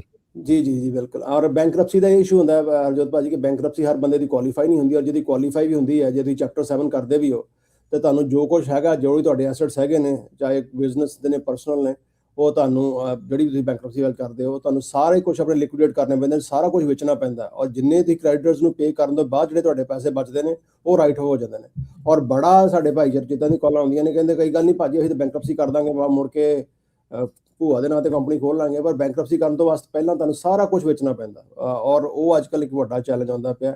ਔਰ ਜੇ ਘਰਾਂ ਦੀ ਗੱਲ ਕਰੋ ਤਾਂ ਇਸ ਟਾਈਮ ਪੀਕ ਚੱਲਦਾ ਪਿਆ, ਸਮਰ ਦੇ ਵਿੱਚ ਸਭ ਤੋਂ ਜ਼ਿਆਦਾ ਜਿਹੜੇ ਲੋਕੀ ਜਿਹੜੇ ਬਾਇਰ ਹੁੰਦੇ ਨੇ ਅਵੇਲੇਬਲ, ਔਰ ਜੋ ਪ੍ਰੋਜੈਕਸ਼ਨਸ ਨੇ by end of this year things are much going to get much worse, up to 10% ਜਿਹੜੇ ਘਰਾਂ ਦੀ ਪ੍ਰਾਈਸ ਡ੍ਰੌਪ ਹੋਣ ਦੀ ਆਸਾਰ ਹੈਗੇ ਨੇ। ਸੋ ਓਵਰਆਲ ਜੇ ਆਪਾਂ ਨੂੰ ਸਾਰੇ ਚੀਜ਼ਾਂ ਨੂੰ ਇਕੱਠੇ ਕਰੀਏ ਤੇ ਇਹ ਹੈ ਕਿ ਇਕਨੋਮੀ ਕਾਫੀ ਖਰਾਬ ਚੱਲਦੀ ਪਈ ਹੈ। ਇਨਫਲੇਸ਼ਨ ਜਿਹੜੀ ਹੈ ਸਟਿਲ ਕਲੋਜ਼ ਟੂ 4%, ਤੇ ਜਿਹੜਾ ਵੀ ਮੇਰਾ ਵੀਰ ਭੈਣ ਭਰਾ ਕਲੋਜ਼ ਜਿਹੜਾ ਆਪਣਾ ਹਰ ਮਹੀਨੇ, ਜੇ ਤੁਸੀਂ 2 ਮਹੀਨੇ ਉਸ ਤੋਂ ਵੱਧ ਆਪਣੇ ਮਿਨੀਮਮ ਪੇਮੈਂਟ ਤੇ ਆ ਗਏ, ਔਰ ਤੁਸੀਂ ਪੂਰੀ ਦੀ ਪੂਰੀ ਆਪਣੇ ਕ੍ਰੈਡਿਟ ਕਾਰਡ ਦੀ ਪੇਮੈਂਟ ਅਫੋਰਡ ਨਹੀਂ ਕਰ ਸਕਦੇ, ਤੁਸੀਂ ਕਾਲ ਕਰ ਲਓ। We do not charge a single penny, ਜਿੱਦਾਂ ਆਪਾਂ ਕਹਿੰਦੇ ਹਾਂ ਕਿ ਜੇ ਤੁਹਾਡਾ ਕੋਈ ਵੀ ਹੈਗਾ 100% ਕੌਨਫੀਡੈਂਸ਼ੀਅਲ ਕਾਲ ਹੈ, ਐਂਡ ਸਾਰਾ ਕੁਝ ਪੇ ਕਰਨ ਤੋਂ ਬਾਅਦ ਸਾਡੇ ਖਰਚੇ, ਆਪਣੀ ਲਾਇਰ ਫੀਸ, ਤੁਹਾਡੀ ਲੇਟ ਪੇਮੈਂਟਸ ਔਰ ਸੈਟਲਮੈਂਟ ਪੇ ਕਰਨ ਤੋਂ ਬਾਅਦ ਸਟਿਲ ਯੂ ਕੈਨ ਸੇਵ, ਅੱਧੇ ਤੋਂ ਬਾਅਦ ਤੁਸੀਂ ਪੈਸੇ ਬਚਾ ਸਕਦੇ ਹੋ, ਔਰ ਬਾਕੀ ਜੋ ਰਹਿੰਦਾ ਤੁਸੀਂ ਆਪਣੀ ਪੇਮੈਂਟ ਜਿਹੜੀ ਤੁਹਾਡੇ ਵਾਸਤੇ ਅਫੋਰਡੇਬਲ ਹੈ, ਇਟ ਕੁਡ ਬੀ 6 ਮਹੀਨੇ ਜਾਂ 4 ਸਾਲ ਜਿਹੜੇ ਵੀ ਤੁਸੀਂ ਅਫੋਰਡ ਕਰ ਸਕਦੇ ਹੋ ਉਹਨੂੰ ਪੇ ਕਰ ਸਕਦੇ ਹੋ। So that's a good option, because overall ਜਿਹੜਾ ਤੁਹਾਡਾ ਕ੍ਰੈਡਿਟ ਅਗਲੇ 7-10 ਸਾਲ ਖਰਾਬ ਨਹੀਂ ਹੁੰਦਾ। Once you done within few months ਤੁਸੀਂ ਬੈਕ ਔਨ ਟਰੈਕ ਹੋ ਜਾਂਦੇ ਹੋ। ਸੋ ਚਾਹੇ ਇਮੀਗ੍ਰੇਸ਼ਨ ਦਾ ਮਸਲਾ ਵੀ ਆਉਂਦਾ, ਈਵਨ ਦੋ ਬੈਂਕਰਪਸੀ ਫਾਈਲ ਕਰਨੀ ਇਮੀਗ੍ਰੇਸ਼ਨ ਦੇ ਵਿੱਚ ਕੋਈ ਇਸ ਤਰ੍ਹਾਂ ਦਾ ਨੈਗੇਟਿਵ ਨਹੀਂ ਹੈਗਾ, bankruptcy you can still file, ਪਰ ਪ੍ਰੋਬਲਮ ਬੈਂਕਰਪਸੀ ਕੋਡ ਦੇ ਵਿੱਚ ਕਈ ਵਾਰ ਇਹ ਆਈ ਹੈ, ਕਈ ਸਾਡੇ ਕਲਾਇੰਟ ਵੀ ਆਏ ਨੇ ਕਿ ਬੈਂਕਰਪਸੀ ਫਾਈਲ ਕਰਨ ਲੱਗਿਆ ਕਈ ਵਾਰ ਇਹਨੇ ਝੂਠ ਸੱਚ ਬੋਲਣੇ ਪੈ ਜਾਂਦੇ ਉਹਨਾਂ ਨੂੰ, ਉਹ ਔਰ ਅੱਜ ਦੇ ਅਜੋਕੇ ਸਮੇਂ ਦੇ ਵਿੱਚ ਜਿਹੜੀ ਉਹ ਜਿਹੜੇ ਝੂਠ ਸੱਚ ਬੋਲੇ ਹੁੰਦੇ ਇਹਨਾਂ ਨੇ ਉਹ ਉਹਨਾਂ ਦੇ ਇਮੀਗ੍ਰੇਸ਼ਨ ਦੇ ਖਿਲਾਫ ਜਾਂਦੇ ਨੇ। ਸੋ I think this is one of the best options right now, settlement, ਚਾਹੇ settlement ਕਰਨੀ, consolidation ਕਰਨੀ ਹੈ, ਚਾਹੇ ਤੁਸੀਂ bankruptcy ਵੀ ਕਰਨੀ ਹੈ, ਤੁਸੀਂ ਕਾਲ ਕਰ ਲਓ, at least you have all the options before you go forward। ਤੇ ਮੈਂ ਨੰਬਰ ਦੱਸ ਦੇਣਾ 888 888 9914 888 888 9914। ਸੋ ਆਪਾਂ ਇਹ ਨਰਿੰਦਰ ਭਾਜੀ ਵੈਸੇ ਨਹੀਂ ਗੱਲ ਕਰਦੇ, ਅੱਜ ਦੀ ਨਿਊਜ਼ ਆ ਪਈ ਅਮਰੀਕਾ ਦੇ ਵਿੱਚ ਜਿਹੜੇ ਸਮਾਲ ਬਿਜ਼ਨਸ ਬੈਂਕਰਪਸੀਜ਼ 50% ਇਨਕਰੀਜ਼ ਹੋ ਗਈਆਂ ਪਿਛਲੇ ਸਾਲ ਨਾਲੋਂ। So that is a big number. ਇਹ 6 ਮਹੀਨਿਆਂ ਸੌਰੀ ਸਾਲ ਵਿੱਚ ਵੀ ਨਹੀਂ, ਵਿਦਿਨ 6 ਮੰਥਸ ਜੇ ਪਿਛਲੇ 6 ਮਹੀਨਿਆਂ ਨਾਲ ਕੰਪੇਅਰ ਕਰੋ 50% ਜਿਹੜੇ ਸਮਾਲ ਬਿਜ਼ਨਸ ਓਨਰਸ ਆ ਉਹਨਾਂ ਨੇ ਬੈਂਕਰਪਸੀਆਂ ਫਾਈਲ ਕੀਤੀਆਂ ਚੈਪਟਰ 11। ਸੋ ਜਦੋਂ ਬੈਂਕਰਪਸੀ ਫਾਈਲ ਕਰਤੀ ਠੀਕ ਆ, ਤੁਸੀਂ ਕਰ ਸਕਦੇ, ਪਰ ਅਪਾਰਟਮੈਂਟ ਰੈਂਟ ਤੇ ਲੈਣੀ ਆ, ਕਾਰ ਲੈਣੀ ਆ, ਕਾਰਡ ਲੈਣਾ, ਉਹ ਵੀ ਮਿਲਦਾ ਨਹੀਂ ਹੈ, ਉਹ ਵੀ ਬਹੁਤ ਹਾਰਡ ਆ। ਬਿਲਕੁਲ। ਔਰ ਦੂਜਾ ਨਿਊਜ਼ ਆਰਟੀਕਲ ਮੈਂ ਹੋਰ ਪੜ੍ਹਦਾ ਪਿਆ, ਪਰਸੋਂ ਯਾਹੂ 'ਚ ਆਇਆ ਸੀ ਆਪਣਾ ਹਰਜੋਤ ਭਾਜੀ ਕਿ ਅੱਜ ਦੀ ਡੇਟ ਦੇ ਜਿਹੜੇ ਬੰਦਿਆਂ ਦੇ 401k ਜਾਂ ਰੋਥ ਆਈਆਰਏ ਜਿਹੜੇ ਦੀ ਸੇਵਿੰਗਸ ਪਲਾਨ ਹੈਗੇ, ਰਿਟਾਇਰਮੈਂਟ ਪਲਾਨਸ, ਉਹਨਾਂ ਦੀ ਰਿਟਾਇਰਮੈਂਟ ਪਲਾਨ 'ਚ 1/3 ਇੱਦਾਂ ਦੀ ਪਾਪੂਲੇਸ਼ਨ ਹੈ ਜਿਨ੍ਹਾਂ ਦੀ ਜਿਹੜਾ ਡੈਟ ਹੈ ਉਹ ਜ਼ਿਆਦਾਤਰ ਰਿਟਾਇਰਮੈਂਟ ਪਲਾਨ 'ਚ ਪੈਸੇ ਘੱਟ ਨੇ। ਸੋ ਆਉਣ ਵਾਲਾ ਟਾਈਮ ਅੱਗੋਂ ਇੱਦਾਂ ਦਾ ਆ ਰਿਹਾ ਕਿ ਵੀ ਡੋਂਟ ਈਵਨ ਨੋ ਕਿ ਸੋਸ਼ਲ ਸਿਕਿਉਰਿਟੀ ਰਹਿਣੀ ਹੈ ਜਾਂ ਕਿੰਨੀ ਡਿਪਲੀਟ ਹੋ ਜਾਣੀ ਹੈ, ਕਿਉਂਕਿ ਅਗਲੇ 8 ਸਾਲ ਦੇ ਵਿੱਚ ਵੈਸੇ ਘਟਣੀ ਹੈ। So I think we need to be little more careful. ਜਿਹੜੇ ਪੈਸੇ ਜਿਹੜਾ good money going after bad, ਜਿਹੜਾ ਅਸੀਂ ਕਰਜ਼ਿਆਂ ਦਾ ਹਰ ਮਹੀਨੇ ਮਿਨੀਮਮ ਪੇਮੈਂਟ ਕਰੀ ਜਾਂਦੇ ਹਾਂ, that is not taking us anywhere. Credit card ਕਿਤੇ ਨਹੀਂ ਪੇ ਕਰਦਾ। ਕਈ ਵਾਰ ਕਹਿੰਦੇ ਨਹੀਂ ਭਾਜੀ ਕੋਈ ਗੱਲ ਨਹੀਂ, $100 ਵੱਧ ਭੇਜ ਦਿੰਦੇ ਆ। ਉਹ $100 ਜਿੱਥੇ 30 ਸਾਲ ਲੱਗਣੇ ਹੁਣ ਉੱਥੇ 22 ਲੱਗ ਜਾਣਗੇ। It's not going to fix the problem. ਤੇ ਆਈ ਥਿੰਕ ਕਿ ਜਿਹੜਾ ਡੈਟ ਦੇ ਜਿੰਨੇ ਵੀ ਆਪਸ਼ਨ ਨੇ ਤੁਸੀਂ ਸਾਰੇ ਸਾਡੇ ਸਟਾਫ ਨਾਲ ਰਨ ਕਰ ਲਓ, ਔਰ end of the day it's your decision ਕਿ ਤੁਸੀਂ ਕੀ ਪੇ ਕਰਨਾ। ਜੀ ਥੈਂਕ ਯੂ ਨੂਰਮਾਨ ਜੀ। ਨੰਬਰ ਇੱਕ ਵਾਰੀ ਫਿਰ ਜਾਂਦੇ ਜਾਂਦੇ ਦੱਸ ਜੀ ਨੰਬਰ ਹੈ 888 888 9914 888 888 9914। ਜੀ ਧੰਨਵਾਦ ਜੀ। ਥੈਂਕ ਯੂ ਥੈਂਕ ਯੂ ਜੀ। ਆਪਣੇ ਅਗਲੇ ਕਾਲਰਸ ਉਹਨਾਂ ਵੱਲ ਨੂੰ ਵੱਧਦੇ ਹਾਂ। ਸੋਨੂ ਜੀ ਸਤਿ ਸ਼੍ਰੀ ਅਕਾਲ ਜੀ। ਸਤਿ ਸ਼੍ਰੀ ਅਕਾਲ ਭਾਜੀ। ਸਤਿ ਸ਼੍ਰੀ ਅਕਾਲ ਭਾਜੀ ਜਿਹੜਾ ਕਾਨੂੰਨ ਤੁਸੀਂ ਦੱਸ ਰਹੇ ਨਾ, ਉਹ ਆ ਰਿਹਾ ਜਿਹੜਾ ਸਟੇਜਿੰਗ ਵਾਲਾ, ਜਿਹੜਾ ਏਦਾਂ ਮੂਹਰੇ ਬ੍ਰੇਕ ਮਾਰ ਦਿੰਦੇ ਆ ਜੀ। ਹਾਂਜੀ ਭਾਜੀ ਇਹ ਹੈਪਨ ਮੇਰੇ ਨਾਲ ਹੋਇਆ ਜੀ ਸਾਲ ਕੁ ਪਹਿਲਾਂ।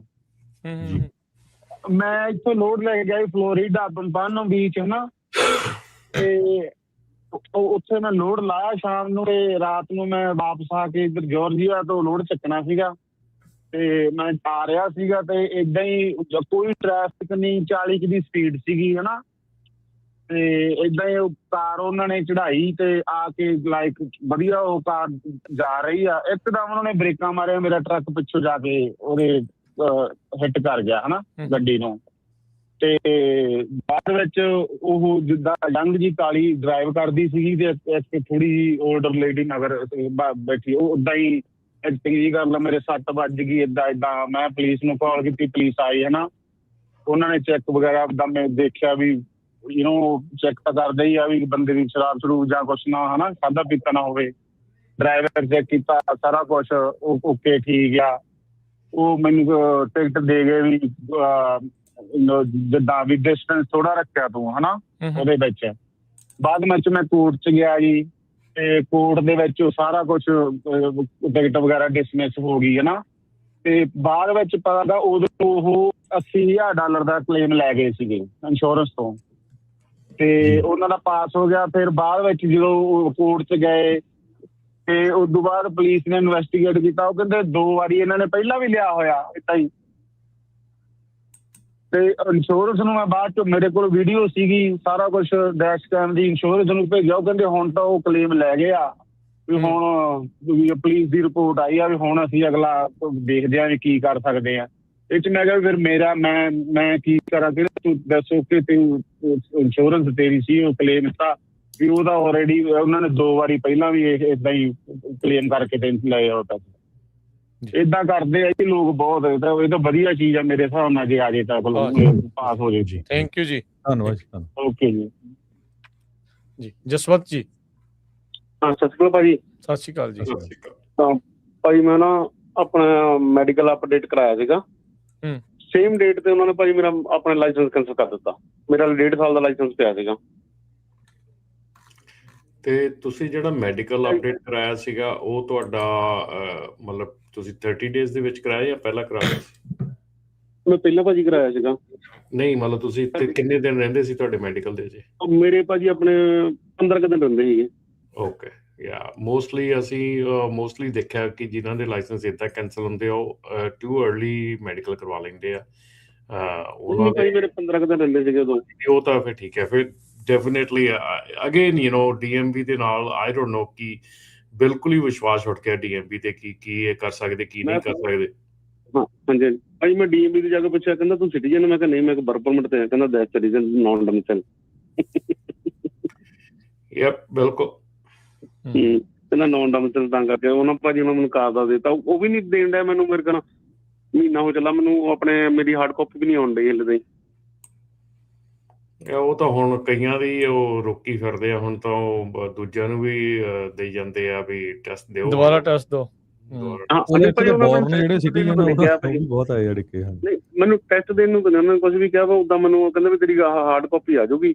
ਪਰ ਉਹਨਾਂ ਮੈਨੂੰ ਜਿੱਦਾਂ ਹੁਣ ਆਪਣੇ ਪਰਮਿਟ ਜਿਹੜਾ ਉਹ ਦੇ ਦਿੱਤਾ 3 ਮਹੀਨਿਆਂ ਦਾ, ਹਲੇ ਤੇ ਮੈਨੂੰ ਕੁਛ ਨਹੀਂ ਇੱਦਾਂ ਦੀ ਕੋਈ ਮੇਲ ਨਹੀਂ ਆਈ। ਮੈਨੂੰ ਮੇਲ ਵੀ ਨਹੀਂ ਆਈ ਸੀਗੀ ਭਾਜੀ। ਜਦੋਂ ਮੇਰਾ ਲਾਇਸੈਂਸ ਕੈਂਸਲ ਹੋਇਆ, ਮੈਨੂੰ ਆਪਣੇ ਜਿਹੜੀ ਮੇਰੀ ਆਪਣੇ ਕੰਪਨੀ 'ਚ ਕੰਮ ਕਰਦਾ ਸੀ ਉਹਨਾਂ ਦੇ ਜਿਹੜੀ ਇੰਸ਼ੋਰੈਂਸ ਸੀ ਉਹਨਾਂ ਨੇ ਭੇਜੀ ਉਹਨੂੰ ਫੋਟੋ। ਬਿਲਕੁਲ ਅਸੀਂ ਵੀ ਉਹਨਾਂ ਨੇ ਦੱਸਿਆ ਵੀ ਤੇਰਾ ਲਾਇਸੈਂਸ ਕੈਂਸਲ ਹੋ ਚੁੱਕਾ। ਹਾਂਜੀ, ਇਹ ਸਾਡੇ ਨਾਲ ਵੀ ਹੋਇਆ ਹੈਗਾ। ਅਸੀਂ ਚੈੱਕ ਕੀਤਾ ਸੀਗਾ ਬੰਦੇ ਦਾ 3 ਸਾਲ ਰਹਿੰਦੇ ਸੀ, ਤੁਸੀਂ ਤੁਹਾਡਾ 1.5 ਸਾਲ ਰਹਿੰਦੇ ਸੀ, ਉਹਦੇ 3 ਸਾਲ ਰਹਿੰਦੇ ਸੀ ਅਜੇ ਲਾਇਸੈਂਸ ਐਕਸਪਾਇਰ ਹੋਣ ਦੇ। ਹਾਂਜੀ ਹਾਂਜੀ। ਅੱਛਾ, ਉਹਦਾ ਜਦੋਂ ਚੈੱਕ ਕੀਤਾ ਤੇ ਉਹਦਾ 29 ਅਕਤੂਬਰ 'ਚ ਐਕਸਪਾਇਰ ਹੋਣਾ ਸੀਗਾ। ਜਦੋਂ ਉਹਦੀ DMV ਸਾਈਟ ਤੇ ਉਹਦਾ ਲਾਇਸੈਂਸ ਤੇ ਅਸੀਂ ਮੈਡੀਕਲ ਅਪਡੇਟ ਕੀਤਾ ਤੇ ਚੈੱਕ ਕੀਤਾ, ਉਹਦਾ ਲਾਇਸੈਂਸ ਜਿਹੜਾ ਸੀਗਾ ਉਹ ਅਕਤੂਬਰ 26 'ਚ ਐਕਸਪਾਇਰ ਕਰਤਾ ਉਹਨਾਂ ਨੇ। ਸੋ ਆਉਣ ਵਾਲੇ ਅਕਤੂਬਰ ਦੇ ਜਦੋਂ ਐਕਸਪਾਇਰ ਹੋ ਜਾਣਾ ਸੀ, ਉਹਦੇ ਕੋਲ 6 ਮਹੀਨੇ ਬਚ ਗਏ ਸੀਗੇ।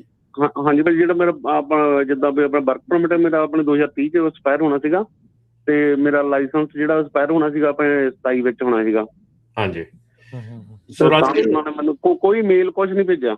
ਹਾਂਜੀ ਰਾਜਕਰਨ, ਇਹ ਵੀ ਇੱਕ ਬਹੁਤ ਇੰਪੋਰਟੈਂਟ ਸਿਚੁਏਸ਼ਨ ਹੈਗੀ ਆ ਔਰ ਖਬਰ ਵੀ ਆ ਔਰ ਇੱਕ ਇੰਪੋਰਟੈਂਟ ਗੱਲ ਵੀ ਆ ਸਾਰੀਆਂ ਕੰਪਨੀਆਂ ਵਾਸਤੇ ਕਿ ਜਿੰਨੀਆਂ ਵੀ ਤੁਹਾਡੀਆਂ ਡਰਾਈਵਰ ਫਾਈਲਸ ਹੈਗੀਆਂ, ਡਰਾਈਵਰਸ ਦੇ ਰੈਕਰਡਸ ਹੈਗੇ ਆ, ਜਿੰਨੇ ਵੀ ਡਰਾਈਵਰ ਤੁਹਾਡੇ ਕੰਮ ਕਰਦੇ ਆ, ਕਾਫੀ ਕੰਪਨੀਜ਼ ਦੀ ਕਾਲ ਆਉਂਦੀ ਹੈ ਕਿ ਸਾਨੂੰ ਪਤਾ ਹੀ ਨਹੀਂ ਸੀਗਾ ਸਾਡੇ ਡਰਾਈਵਰ ਦਾ ਲਾਇਸੈਂਸ ਕੈਂਸਲ ਹੋ ਚੁੱਕਾ ਆ। ਜੇ ਤੁਸੀਂ ਕੈਲੀਫੋਰਨੀਆ DMV ਨਾਲ ਕੰਮ ਕਰਦੇ ਆ, EPN ਨੋਟਿਸ ਦੇ ਲਈ ਤੁਸੀਂ ਨਹੀਂ ਸਾਈਨ ਅਪ ਕੀਤਾ ਤੇ ਪਲੀਜ਼ ਆਪਣੀ ਕੰਪਨੀ ਨੂੰ EPN ਨੋਟਿਸ ਦੇ ਵਿੱਚ, EPN ਦੇ ਵਿੱਚ ਜ਼ਰੂਰ ਹਰ ਡਰਾਈਵਰ ਨੂੰ ਐਨਰੋਲ ਕਰੋ। PSP ਰਿਪੋਰਟ ਆਪਾਂ ਜਿਹੜੇ MVR ਰਿਪੋਰਟ ਪੁੱਲ ਕਰ ਲਈਦੀ ਆ, PSP ਰਿਪੋਰਟ ਪੁੱਲ ਨਹੀਂ ਕਰਦੇ ਹੈਗੇ। ਮੈਜੋਰਟੀ ਕੰਪਨੀਆਂ ਜਿਹੜੀਆਂ ਹੈਗੀਆਂ ਉਹ PSP ਰਿਪੋਰਟ ਜਿਹੜੀ ਆ ਉਹ ਵੀ ਪੁੱਲ ਕਰਨੀ ਜ਼ਰੂਰੀ ਹੈਗੀ ਆ। ਜਿਹੜੀ MVR ਰਿਪੋਰਟ ਦੇ ਨਾਲ ਨਾਲ MVR ਮੋਨੀਟਰਿੰਗ ਜਿਹੜੀ ਆ ਉਹ ਜ਼ਰੂਰੀ ਹੈਗੀ ਆ। ਸੋ ਜਿੰਨੇ ਵੀ ਕੰਪਨੀਆਂ, ਟਰੱਕਿੰਗ ਕੰਪਨੀਆਂ ਇਸ ਵੇਲੇ ਮਲਟੀਪਲ ਡਰਾਈਵਰ ਰਨ ਕਰਦੀਆਂ ਹੈਗੀਆਂ, ਉਹਨਾਂ ਲਈ ਹਦਾਇਤ ਹੈ ਕਿ ਆਪਣੀਆਂ ਕੰਪਨੀ ਦਾ ਜਿਹੜਾ ਡਰਾਈਵਰ ਹੈਗਾ ਉਹਨਾਂ ਦੀ ਡਰਾਈਵਰ ਫਾਈਲਸ, ਖਾਸ ਕਰਕੇ ਜਿਹੜੀ ਇੰਗਲਿਸ਼ ਪ੍ਰੋਫੀਸ਼ੀਐਂਸੀ ਹੈਗੀ ਆ ਉਹਦੇ ਟੈਸਟ ਦੀ ਰਿਕੁਆਇਰਮੈਂਟ ਹੁਣ ਜਿਹੜੀ ਆ ਕੰਪਨੀਆਂ ਦੇ ਉੱਤੇ ਵੀ ਆ ਗਈ ਹੈਗੀ ਆ ਕਿ ਕੰਪਨੀ ਹਾਇਰ ਕਰਨ ਤੋਂ ਪਹਿਲਾਂ ਡਰਾਈਵਰ ਨੂੰ ਚੰਗੀ ਤਰ੍ਹਾਂ ਜਾਂਚ ਲਵੇ, ਉਹਦਾ ਪ੍ਰੋਫੀਸ਼ੀਐਂਸੀ ਟੈਸਟ ਲਵੇ ਕਿ ਉਹ ਪ੍ਰੋਫੀਸ਼ੀਐਂਟ ਹੈਗਾ ਇੰਗਲਿਸ਼ ਦੇ ਵਿੱਚ ਕਿ ਨਹੀਂ। ਸੋ ਜੇ ਉਹ ਅਨਪ੍ਰੋਫੀਸ਼ੀਐਂਟ ਬੰਦਾ ਹਾਇਰ ਕਰਦੀ ਆ ਤਾਂ ਆਉਣ ਵਾਲੇ ਫਿਊਚਰ ਦੇ ਵਿੱਚ ਉਹਨਾਂ ਨੂੰ ਜਿਹੜਾ ਆ ਸ਼ਾਇਦ ਜੁਰਮਾਨੇ ਜਿਹੜੇ ਆ ਹੋਣਗੇ। ਸੋ ਇਸ ਕਰਕੇ ਜਿਹੜੇ ਤੁਹਾਡੇ ਡਰਾਈਵਰ ਫਾਈਲਸ ਹੈਗੀਆਂ ਉਹਨਾਂ ਦੇ ਉੱਤੇ ਖਾਸ ਕਰਕੇ ਧਿਆਨ ਦਿਓ, ਉਹਨਾਂ ਨੂੰ ਬਿਲਕੁਲ ਚੰਗੀ ਤਰ੍ਹਾਂ ਮੇਨਟੇਨ ਰੱਖੋ, ਅਪ ਟੂ ਡੇਟ ਰੱਖੋ ਤੇ ਜਿਹੜੇ ਆਪਣੇ ਡਰਾਈਵਰਸ ਹੈਗੇ ਆ ਕੰਟੀਨਿਊਸਲੀ ਜਿਹੜਾ ਆ ਉਹਨਾਂ DMV ਰੈਕਰਡ ਜਿਹੜੇ ਚੈੱਕ ਕਰਦੇ ਰਹੋ ਤਾਂ ਕਿ ਤੁਹਾਨੂੰ ਪਤਾ ਰਹੇ ਕਿ ਕੋਈ ਜਿਹੜਾ ਡਰਾਈਵਰ ਹੈਗਾ ਵਿਦਆਊਟ ਲਾਇਸੈਂਸ ਤੁਹਾਡਾ ਟਰੱਕ ਤਾਂ ਨਹੀਂ ਚਲਾ ਰਿਹਾ। ਜੀ, ਥੈਂਕ ਯੂ ਵੀਰ ਜੀ ਕਾਲ ਦੇ ਲਈ। ਆਪਣੇ ਅਗਲੇ ਕਾਲਰ ਨੇ ਜਸ। ਹੈਲੋ, ਸਤਿ ਸ਼੍ਰੀ ਅਕਾਲ ਜੀ। ਸਤਿ ਸ਼੍ਰੀ ਅਕਾਲ ਜੀ। ਭਾਈ ਮੇਰੇ ਨਾਲ 3 ਵਾਰੀ 2 ਵਾਰੀ ਗਈ DMV ਤੇ ਇੱਕ ਵਾਰੀ ਨੇਡਰਲੈਂਡ ਚ ਮੈਂ ਗਿਆ। ਪਹਿਲੋਂ ਪਿਛਲੇ ਸਾਲ ਮੈਂ ਲਾਇਸੈਂਸ ਰੀਸਟੇਨ ਕਰਾਇਆ, 1.5 ਮਹੀਨਾ ਮੈਂ ਵੇਟ ਕਰਦਾ ਰਿਹਾ।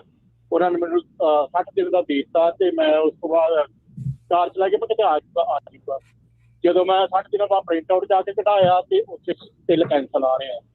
ਫਿਰ ਮੈਂ ਉਹਨਾਂ ਨੂੰ ਬਿਠਾਇਆ, ਫਿਰ ਉਹਨਾਂ ਨੇ ਸੈਕਰਾਮੈਂਟੋ ਕਾਲ ਕੀਤੀ ਤੇ ਫਿਰ ਰਾਈਟ ਵੇ ਅਪਡੇਟ ਹੋ ਗਿਆ ਤੇ 7 ਦਿਨਾਂ ਚ ਦਿਖਾਤਾ। ਹੁਣ ਮੇਰਾ ਰਿਨਿਊ ਹੋਣਾ ਸੀ, ਮੈਂ ਟੈਸਟ ਪਾਸ ਸਾਰੇ ਰਿਟਨ ਟੈਸਟ ਦੇ ਕੇ ਫਿਰ ਮੈਨੂੰ 60 ਦਿਨ ਦਾ ਦੇ ਦਿੱਤਾ। ਫਿਰ ਮੈਂ ਚੈੱਕ ਕਰ ਲਿਆ 15 ਦਿਨਾਂ ਬਾਅਦ ਹੀ ਆਨਲਾਈਨ ਦੇ ਉੱਤੇ ਜਾ ਕੇ, ਉੱਥੇ ਮੈਨੂੰ ਮੈਂ ਫਿਰ ਜਾ ਕੇ ਪ੍ਰਿੰਟ ਆਊਟ ਕਢਾਓ, ਫਿਰ ਉਹ ਮੈਨੂੰ ਕਹਿੰਦੇ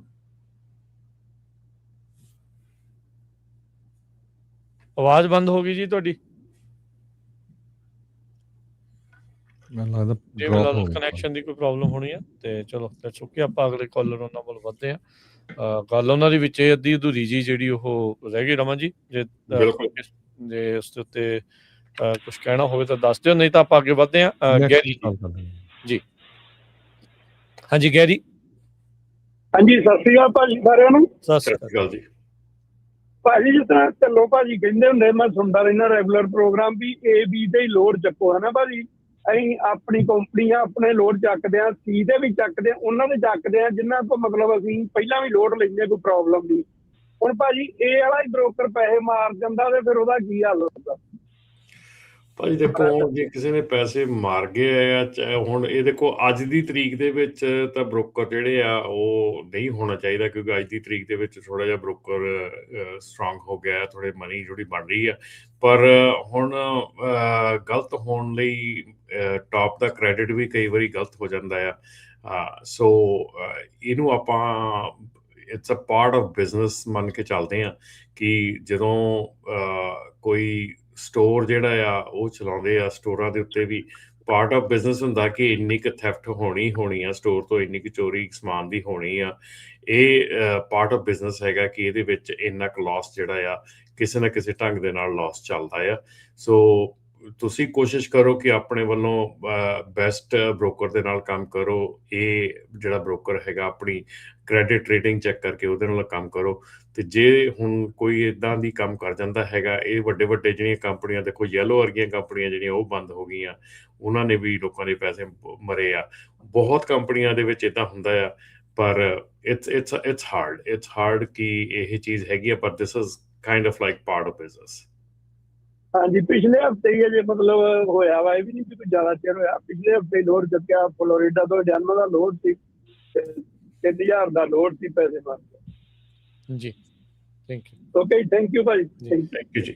ਲਾਸਟ ਕਾਲਰ ਲਵਾਂਗੇ ਆਪਾਂ ਤੇ ਫਿਰ, ਕਿਉਂਕਿ ਹੁਣ ਸਮਾਂ ਹੋ ਗਿਆ ਕਾਫੀ, ਤੇ ਮਾਫੀ ਚਾਹਾਂਗੇ ਬਾਕੀ ਕਾਲਰਸ ਤੋਂ। ਇੱਕ ਕਾਲਰ ਲੈ ਕੇ ਫਿਰ ਆਪਾਂ ਸਮਾਪਤੀ ਕਰਨੀ ਹੈ। ਸਰਬਜੀਤ ਜੀ। ਹੈਲੋ, ਹਾਂਜੀ, ਸਤਿ ਸ਼੍ਰੀ ਅਕਾਲ ਜੀ ਤਿੰਨਾਂ ਭਰਾਵਾਂ ਨੂੰ। ਸਤਿ ਸਤਿ ਸ਼੍ਰੀ ਅਕਾਲ ਜੀ। ਹਾਂਜੀ ਭਾਜੀ, ਮੈਂ ਬਸ ਤੁਹਾਡੇ ਨਾਲ ਇਨਫੋਰਮੇਸ਼ਨ ਸ਼ੇਅਰ ਕਰਨੀ ਹੈ ਜੀ। ਮੈਂ ਇੰਗਲਿਸ਼ ਟੈਸਟ ਬਾਰੇ, ਮੈਨੂੰ ਲਾਸਟ ਵੀਕ ਫੇਅਰਫੀਲਡ ਸਕੇਲ ਤੇ ਰੋਕਿਆ ਜੀ, ਤੇ ਜਦੋਂ ਮੈਂ ਅੰਦਰ ਗਿਆ ਟਰੱਕ ਲੈ ਕੇ ਤਾਂ ਉਹ 4 ਬੰਦੇ ਉੱਥੇ ਆਲਰੇਡੀ ਖੜੇ ਸੀਗੇ ਨਾ, ਮਤਲਬ ਵੇਟ ਕਰਦੇ ਸੀਗੇ। ਤੇ ਜਿਹੜੇ ਬੰਦੇ ਨੇ ਟੈਸਟ ਚੈੱਕ ਇੰਸਪੈਕਸ਼ਨ ਕਰਨੀ ਸੀ, ਉਹ ਤਾਂ ਸਾਈਡ ਤੇ ਖੜਾ ਸੀ। ਪਹਿਲਾਂ ਮੇਰੇ ਕੋਲ ਆਇਆ ਪੁਲਿਸ ਵਾਲਾ, ਉਹਨੇ ਪੈਨ ਪੇਪਰ ਹੱਥ 'ਚ ਫੜਿਆ ਸੀਗਾ। ਉਹਨੇ ਆ ਕੇ ਮੈਨੂੰ ਬੁਲਾਇਆ ਜਦੋਂ 11 ਕੁ ਵਜੇ ਦਾ ਟਾਈਮ ਸੀ। ਕਹਿੰਦਾ ਗੁੱਡ ਮਾਰਨਿੰਗ। ਮੈਂ ਵੀ ਉਹਨੂੰ ਜਵਾਬ ਦਿੱਤਾ ਗੁੱਡ ਮਾਰਨਿੰਗ। ਕਹਿੰਦਾ ਹਾਊ ਆਰ ਯੂ ਟੁਡੇ ਨਾ। ਉਹਨੇ ਮੈਂ ਦੱਸਿਆ, ਮੈਂ ਕਿਹਾ ਆਮ ਗੁੱਡ, ਹਾਊ ਆਰ ਯੂ। ਤਾਂ ਉਹਨੇ ਪੁੱਛਿਆ ਵੀ ਕਿੱਥੋਂ, ਕਹਿੰਦਾ ਹਾਊ ਯੂ ਡੇ ਗੋਇੰਗ। ਕਹਿੰਦਾ ਜਦੋਂ ਬੇਸਿਕ ਗੱਲਾਂ ਵੀ ਕਿੱਥੋਂ ਆਇਆ, ਉਹ ਲਿਖੀ ਗਿਆ ਸਾਰਾ ਕੁਛ। ਹਾਂਜੀ, ਸਾਰਾ ਕੁਛ ਲਿਖੀ ਗਿਆ ਵੀ ਕਿੱਥੋਂ ਆਇਆ, ਕਿੱਥੇ ਚੱਲਾਂ, ਮਤਲਬ। ਫਿਰ ਉਹ ਕਹਿੰਦਾ ਤੇਰੀ ਅਸੀਂ ਇੰਸਪੈਕਸ਼ਨ ਕਰਨੀ ਆ truck ਟ੍ਰੇਲੇ the, are you okay. ਮੈਂ ਕਿਹਾ ਯਾ ਆਮ ਫਾਈਨ ਨਾ, ਮੈਂ ਰੈਡੀ ਹਾਂ ਨਾ। ਫਿਰ ਉਹਨੇ ਮਤਲਬ ਫਿਰ ਉਹ ਪਿੱਛੇ ਹਟ ਕੇ ਫਿਰ ਉਹਨੇ ਮਕੈਨਿਕ ਨੂੰ ਕਿਹਾ ਵੀ ਓਕੇ ਹੈ ਨਾ, ਗੋ ਹੈਡ ਹੈ ਨਾ। ਤੇ ਪੁੱਛਦੇ ਹੈਗੇ ਆ ਜੀ, ਮਤਲਬ ਬੇਸਿਕ ਗੱਲਾਂ 5-7 ਗੱਲਾਂ ਪੁੱਛਦੇ ਆ। ਜਦੋਂ ਉਹਨਾਂ ਨੂੰ ਪਤਾ ਲੱਗ ਗਿਆ ਵੀ ਬੰਦਾ ਜਵਾਬ ਦੇ ਰਿਹਾ ਸਾਨੂੰ ਮੋਹਰਿਓਂ, ਫਿਰ ਉਹ ਜਿੱਦਾਂ ਵੀ ਕਹਿ ਲਓ ਵੀ ਫਿਰ ਕਹਿੰਦਾ ਠੀਕ ਆ। ਫਿਰ ਉਹਨਾਂ ਨੇ ਇੰਸਪੈਕਸ਼ਨ ਕੀਤੀ ਕਰਕੇ ਤੇ ਮੈਨੂੰ ਕਹਿੰਦੇ ਠੀਕ ਹੈ, ਜਾ ਸਕਦਾ ਹੈ। ਹਾਂਜੀ, ਤੇ ਮਤਲਬ ਪੁੱਛ ਗਿੱਛ ਕਰਦੇ ਜ਼ਰੂਰ ਹੈਗੇ ਆ ਜੀ, ਪਰ ਇਹ ਨਹੀਂ ਹੈਗਾ ਵੀ ਨਹੀਂ ਕਰਦੇ ਹੈਗੇ। ਮੇਰੇ ਨਾਲ 2 ਵਾਰੀ ਹੋਇਆ ਜੀ, ਦੋਨੋਂ ਵਾਰੀ ਉਹਨਾਂ ਨੇ ਪੁੱਛਿਆ। ਇੱਕ ਚੀਜ਼ ਹੋਰ ਸੀ ਭਾਜੀ, ਜਿੱਦਾਂ ਆਪਣੇ ਫ੍ਰਿਜਨੋ ਦੇ ਵਿੱਚ ਆਪਣੇ ਕੁਛ ਭਰਾ ਕਲਾਸਾਂ ਲਵਾ ਰਹੇ ਆ, ਜਿਹੜੇ ਚਲੋ ਜਿਨ੍ਹਾਂ ਨੂੰ ਲੋੜ ਹੈਗੀ ਆ। ਸਾਡੇ ਸੈਕਰਾਮੈਂਟੋ ਦੇ ਵਿੱਚ ਕਿਸੇ ਨੇ ਉਪਰਾਲਾ ਨਹੀਂ ਕੀਤਾ। ਅਸੀਂ ਸੋਚ ਰਹੇ ਹਾਂ ਵੀ ਚਲੋ ਅਸੀਂ ਕਰੀਏ ਹੈ ਨਾ, ਵੈਸਟ ਸੈਕਰਾਮੈਂਟੋ ਗੁਰੂ ਘਰ 'ਚ। ਉਹਦਾ ਕੋਈ ਕਿਸੇ ਬੰਦੇ ਦਾ, ਆਪਣੇ ਭਰਾ ਦਾ ਕੋਈ ਨੰਬਰ ਮਿਲ ਸਕਦਾ ਜਿਹਨਾਂ ਕੋਲੋਂ ਅਸੀਂ ਕੋਈ ਥੋੜੀ ਇਨਫੋਰਮੇਸ਼ਨ ਲੈ ਕੇ ਅਸੀਂ ਵੀ ਇੱਥੇ ਚਲੋ ਜਿੰਨੀ ਕੁ ਹੈਲਪ ਕਰ ਸਕਦੇ ਹਾਂ। ਤੁਹਾਨੂੰ ਨੰਬਰ ਸੈਂਡ ਕਰ ਦਿੰਦੇ ਆ ਉੱਥੇ। ਰਮਨ ਹੋਣਾ ਨੇ ਕਰ ਦੇਣਾ, ਰਮਨ ਹੋਣਾ ਨੇ। ਮੈਂ ਕਰ ਦਿੰਦਾ, ਤੁਸੀਂ ਮੈਨੂੰ ਕਾਲ ਕਰ ਲਿਓ, ਮੈਂ ਕਰ ਦਿੰਦਾ। ਹਾਂਜੀ, ਸਾਡੇ ਕੋਲ 5-7 ਬੰਦੇ ਹੈਗੇ ਆ ਜੀ, ਜਾਨੀ ਜਿਹੜੇ ਮਤਲਬ ਅਸੀਂ ਕਰ ਸਕਦੇ ਹਾਂ, ਜਿੰਨੀ ਸਾਡੇ ਕੋਲ ਹੈਲਪ ਹੋ ਸਕਦੀ ਅਸੀਂ ਉੱਥੇ ਕਲਾਸਾਂ ਸ਼ੁਰੂ ਕਰਾ ਕੇ ਅਸੀਂ ਆਪਣੇ ਭਰਾਵਾਂ ਦੀ ਜਿੰਨੀ ਕੁ ਹੈਲਪ ਹੋ ਸਕਦੀ ਅਸੀਂ ਸ਼ੁਰੂ ਕਰਨਾ ਚਾਹੁੰਦੇ ਆ। ਤੇ ਮੈਨੂੰ ਰਮਨ ਜੀ ਕਿਹੜੇ ਨੰਬਰ ਤੇ ਤੁਹਾਨੂੰ ਕੰਟੈਕਟ ਕਰ ਲੈਣ ਬਾਅਦ 'ਚ? 5597018000। ਠੀਕ ਹੈ ਜੀ, ਮੈਨੂੰ ਮੜ ਜੇ ਲਿਖ ਲੈਣਾ। 701-8000। ਓਕੇ, ਠੀਕ ਹੈ ਜੀ। ਇਹਨਾਂ ਕੋਲ ਸਾਰਾ ਮਟੀਰੀਅਲ ਆ, ਨਹੀਂ ਸਟਾਕ ਤੋਂ ਸ਼ੁਰੂ ਕੀਤਾ, ਪਰ ਫਿਰ ਉਹ ਉੱਥੇ ਆਪਣੇ ਬੰਦੇ ਵੀ ਸਾਥ ਨਹੀਂ ਨਾ ਦਿੰਦੇ, ਥੋੜਾ ਕਿ ਚਰਾਏ ਵੇ ਹਟ ਕੇ। ਨਹੀਂ ਕੋਈ ਸਾਡੇ ਨਾਲ ਹੈਗੇ ਆ ਜੀ। ਸਾਡੇ ਨਾਲ ਅਸੀਂ ਕਿਤਾ ਪੰਜਾਬੀ ਸਕੂਲ ਦੇ ਵਿੱਚ ਵੀ ਮੈਂ ਉੱਥੇ ਇਨਵੋਲਵ ਹੈਗਾ, ਜਿਹੜਾ ਆਪਣਾ ਪਿੰਡੇ ਚੱਲਦਾ। ਤੇ ਸਾਡੇ ਨਾਲ ਜਿੱਦਾਂ ਮੁੰਡੇ, ਕੋਈ ਟੀਚਰ, ਕੋਈ ਡਾਕਟਰ, ਸਾਡੇ ਨਾਲ ਅਸੀਂ 5-7-10 ਬੰਦੇ ਅਸੀਂ ਹੈਗੇ ਜਿਹੜੇ ਬੰਦੇ ਕਰਨਾ ਚਾਹੁੰਦੇ ਆ ਸੇਵਾ। ਅਸੀਂ ਰਲ ਕੇ ਗਰੁੱਪ ਬਣਾ ਕੇ ਅਸੀਂ ਕਰਾਂਗੇ ਸ਼ੁਰੂ। ਹਾਂਜੀ, ਠੀਕ ਹੈ ਜੀ। ਥੈਂਕ ਯੂ ਸਰਬਜੀਤ ਜੀ। ਤੇ ਰਮਨ ਜੀ ਦੇ ਨਾਲ ਕਰ ਲਿਓ ਬਾਅਦ 'ਚ ਕੰਟੈਕਟ, ਤੇ ਫਿਰ ਇਸ ਨੂੰ ਅੱਗੇ ਵਧਾਓ। ਤੇ ਸ਼ਾਬਾਸ਼ ਹੈ ਜੀ ਤੁਹਾਡੇ ਸਾਰਿਆਂ ਦੇ, ਜਿਹੜੇ ਇੱਦਾਂ ਉਪਰਾਲਿਆਂ ਦੇ ਵਿੱਚ ਲੱਗੇ ਹੋਏ ਆ, ਤਾਂ ਜੋ ਜਿਹੜੀ ਕਮਿਊਨਿਟੀ ਦੀ ਇਹ ਸਮੱਸਿਆ ਹੈ ਉਸ ਨੂੰ ਜਿਹੜਾ ਹੱਲ ਕੀਤਾ ਜਾ ਸਕੇ। ਸ਼ੁਕਰੀਆ ਰਮਨ ਜੀ, ਸ਼ੁਕਰੀਆ ਹਰਜੋਤ ਜੀ। ਮਿਲਦੇ ਆਪਾਂ ਅਗਲੀ ਵਾਰ। ਸਭ ਨੂੰ ਪਿਆਰ ਭਰੀ ਸਤਿ ਸ਼੍ਰੀ ਅਕਾਲ।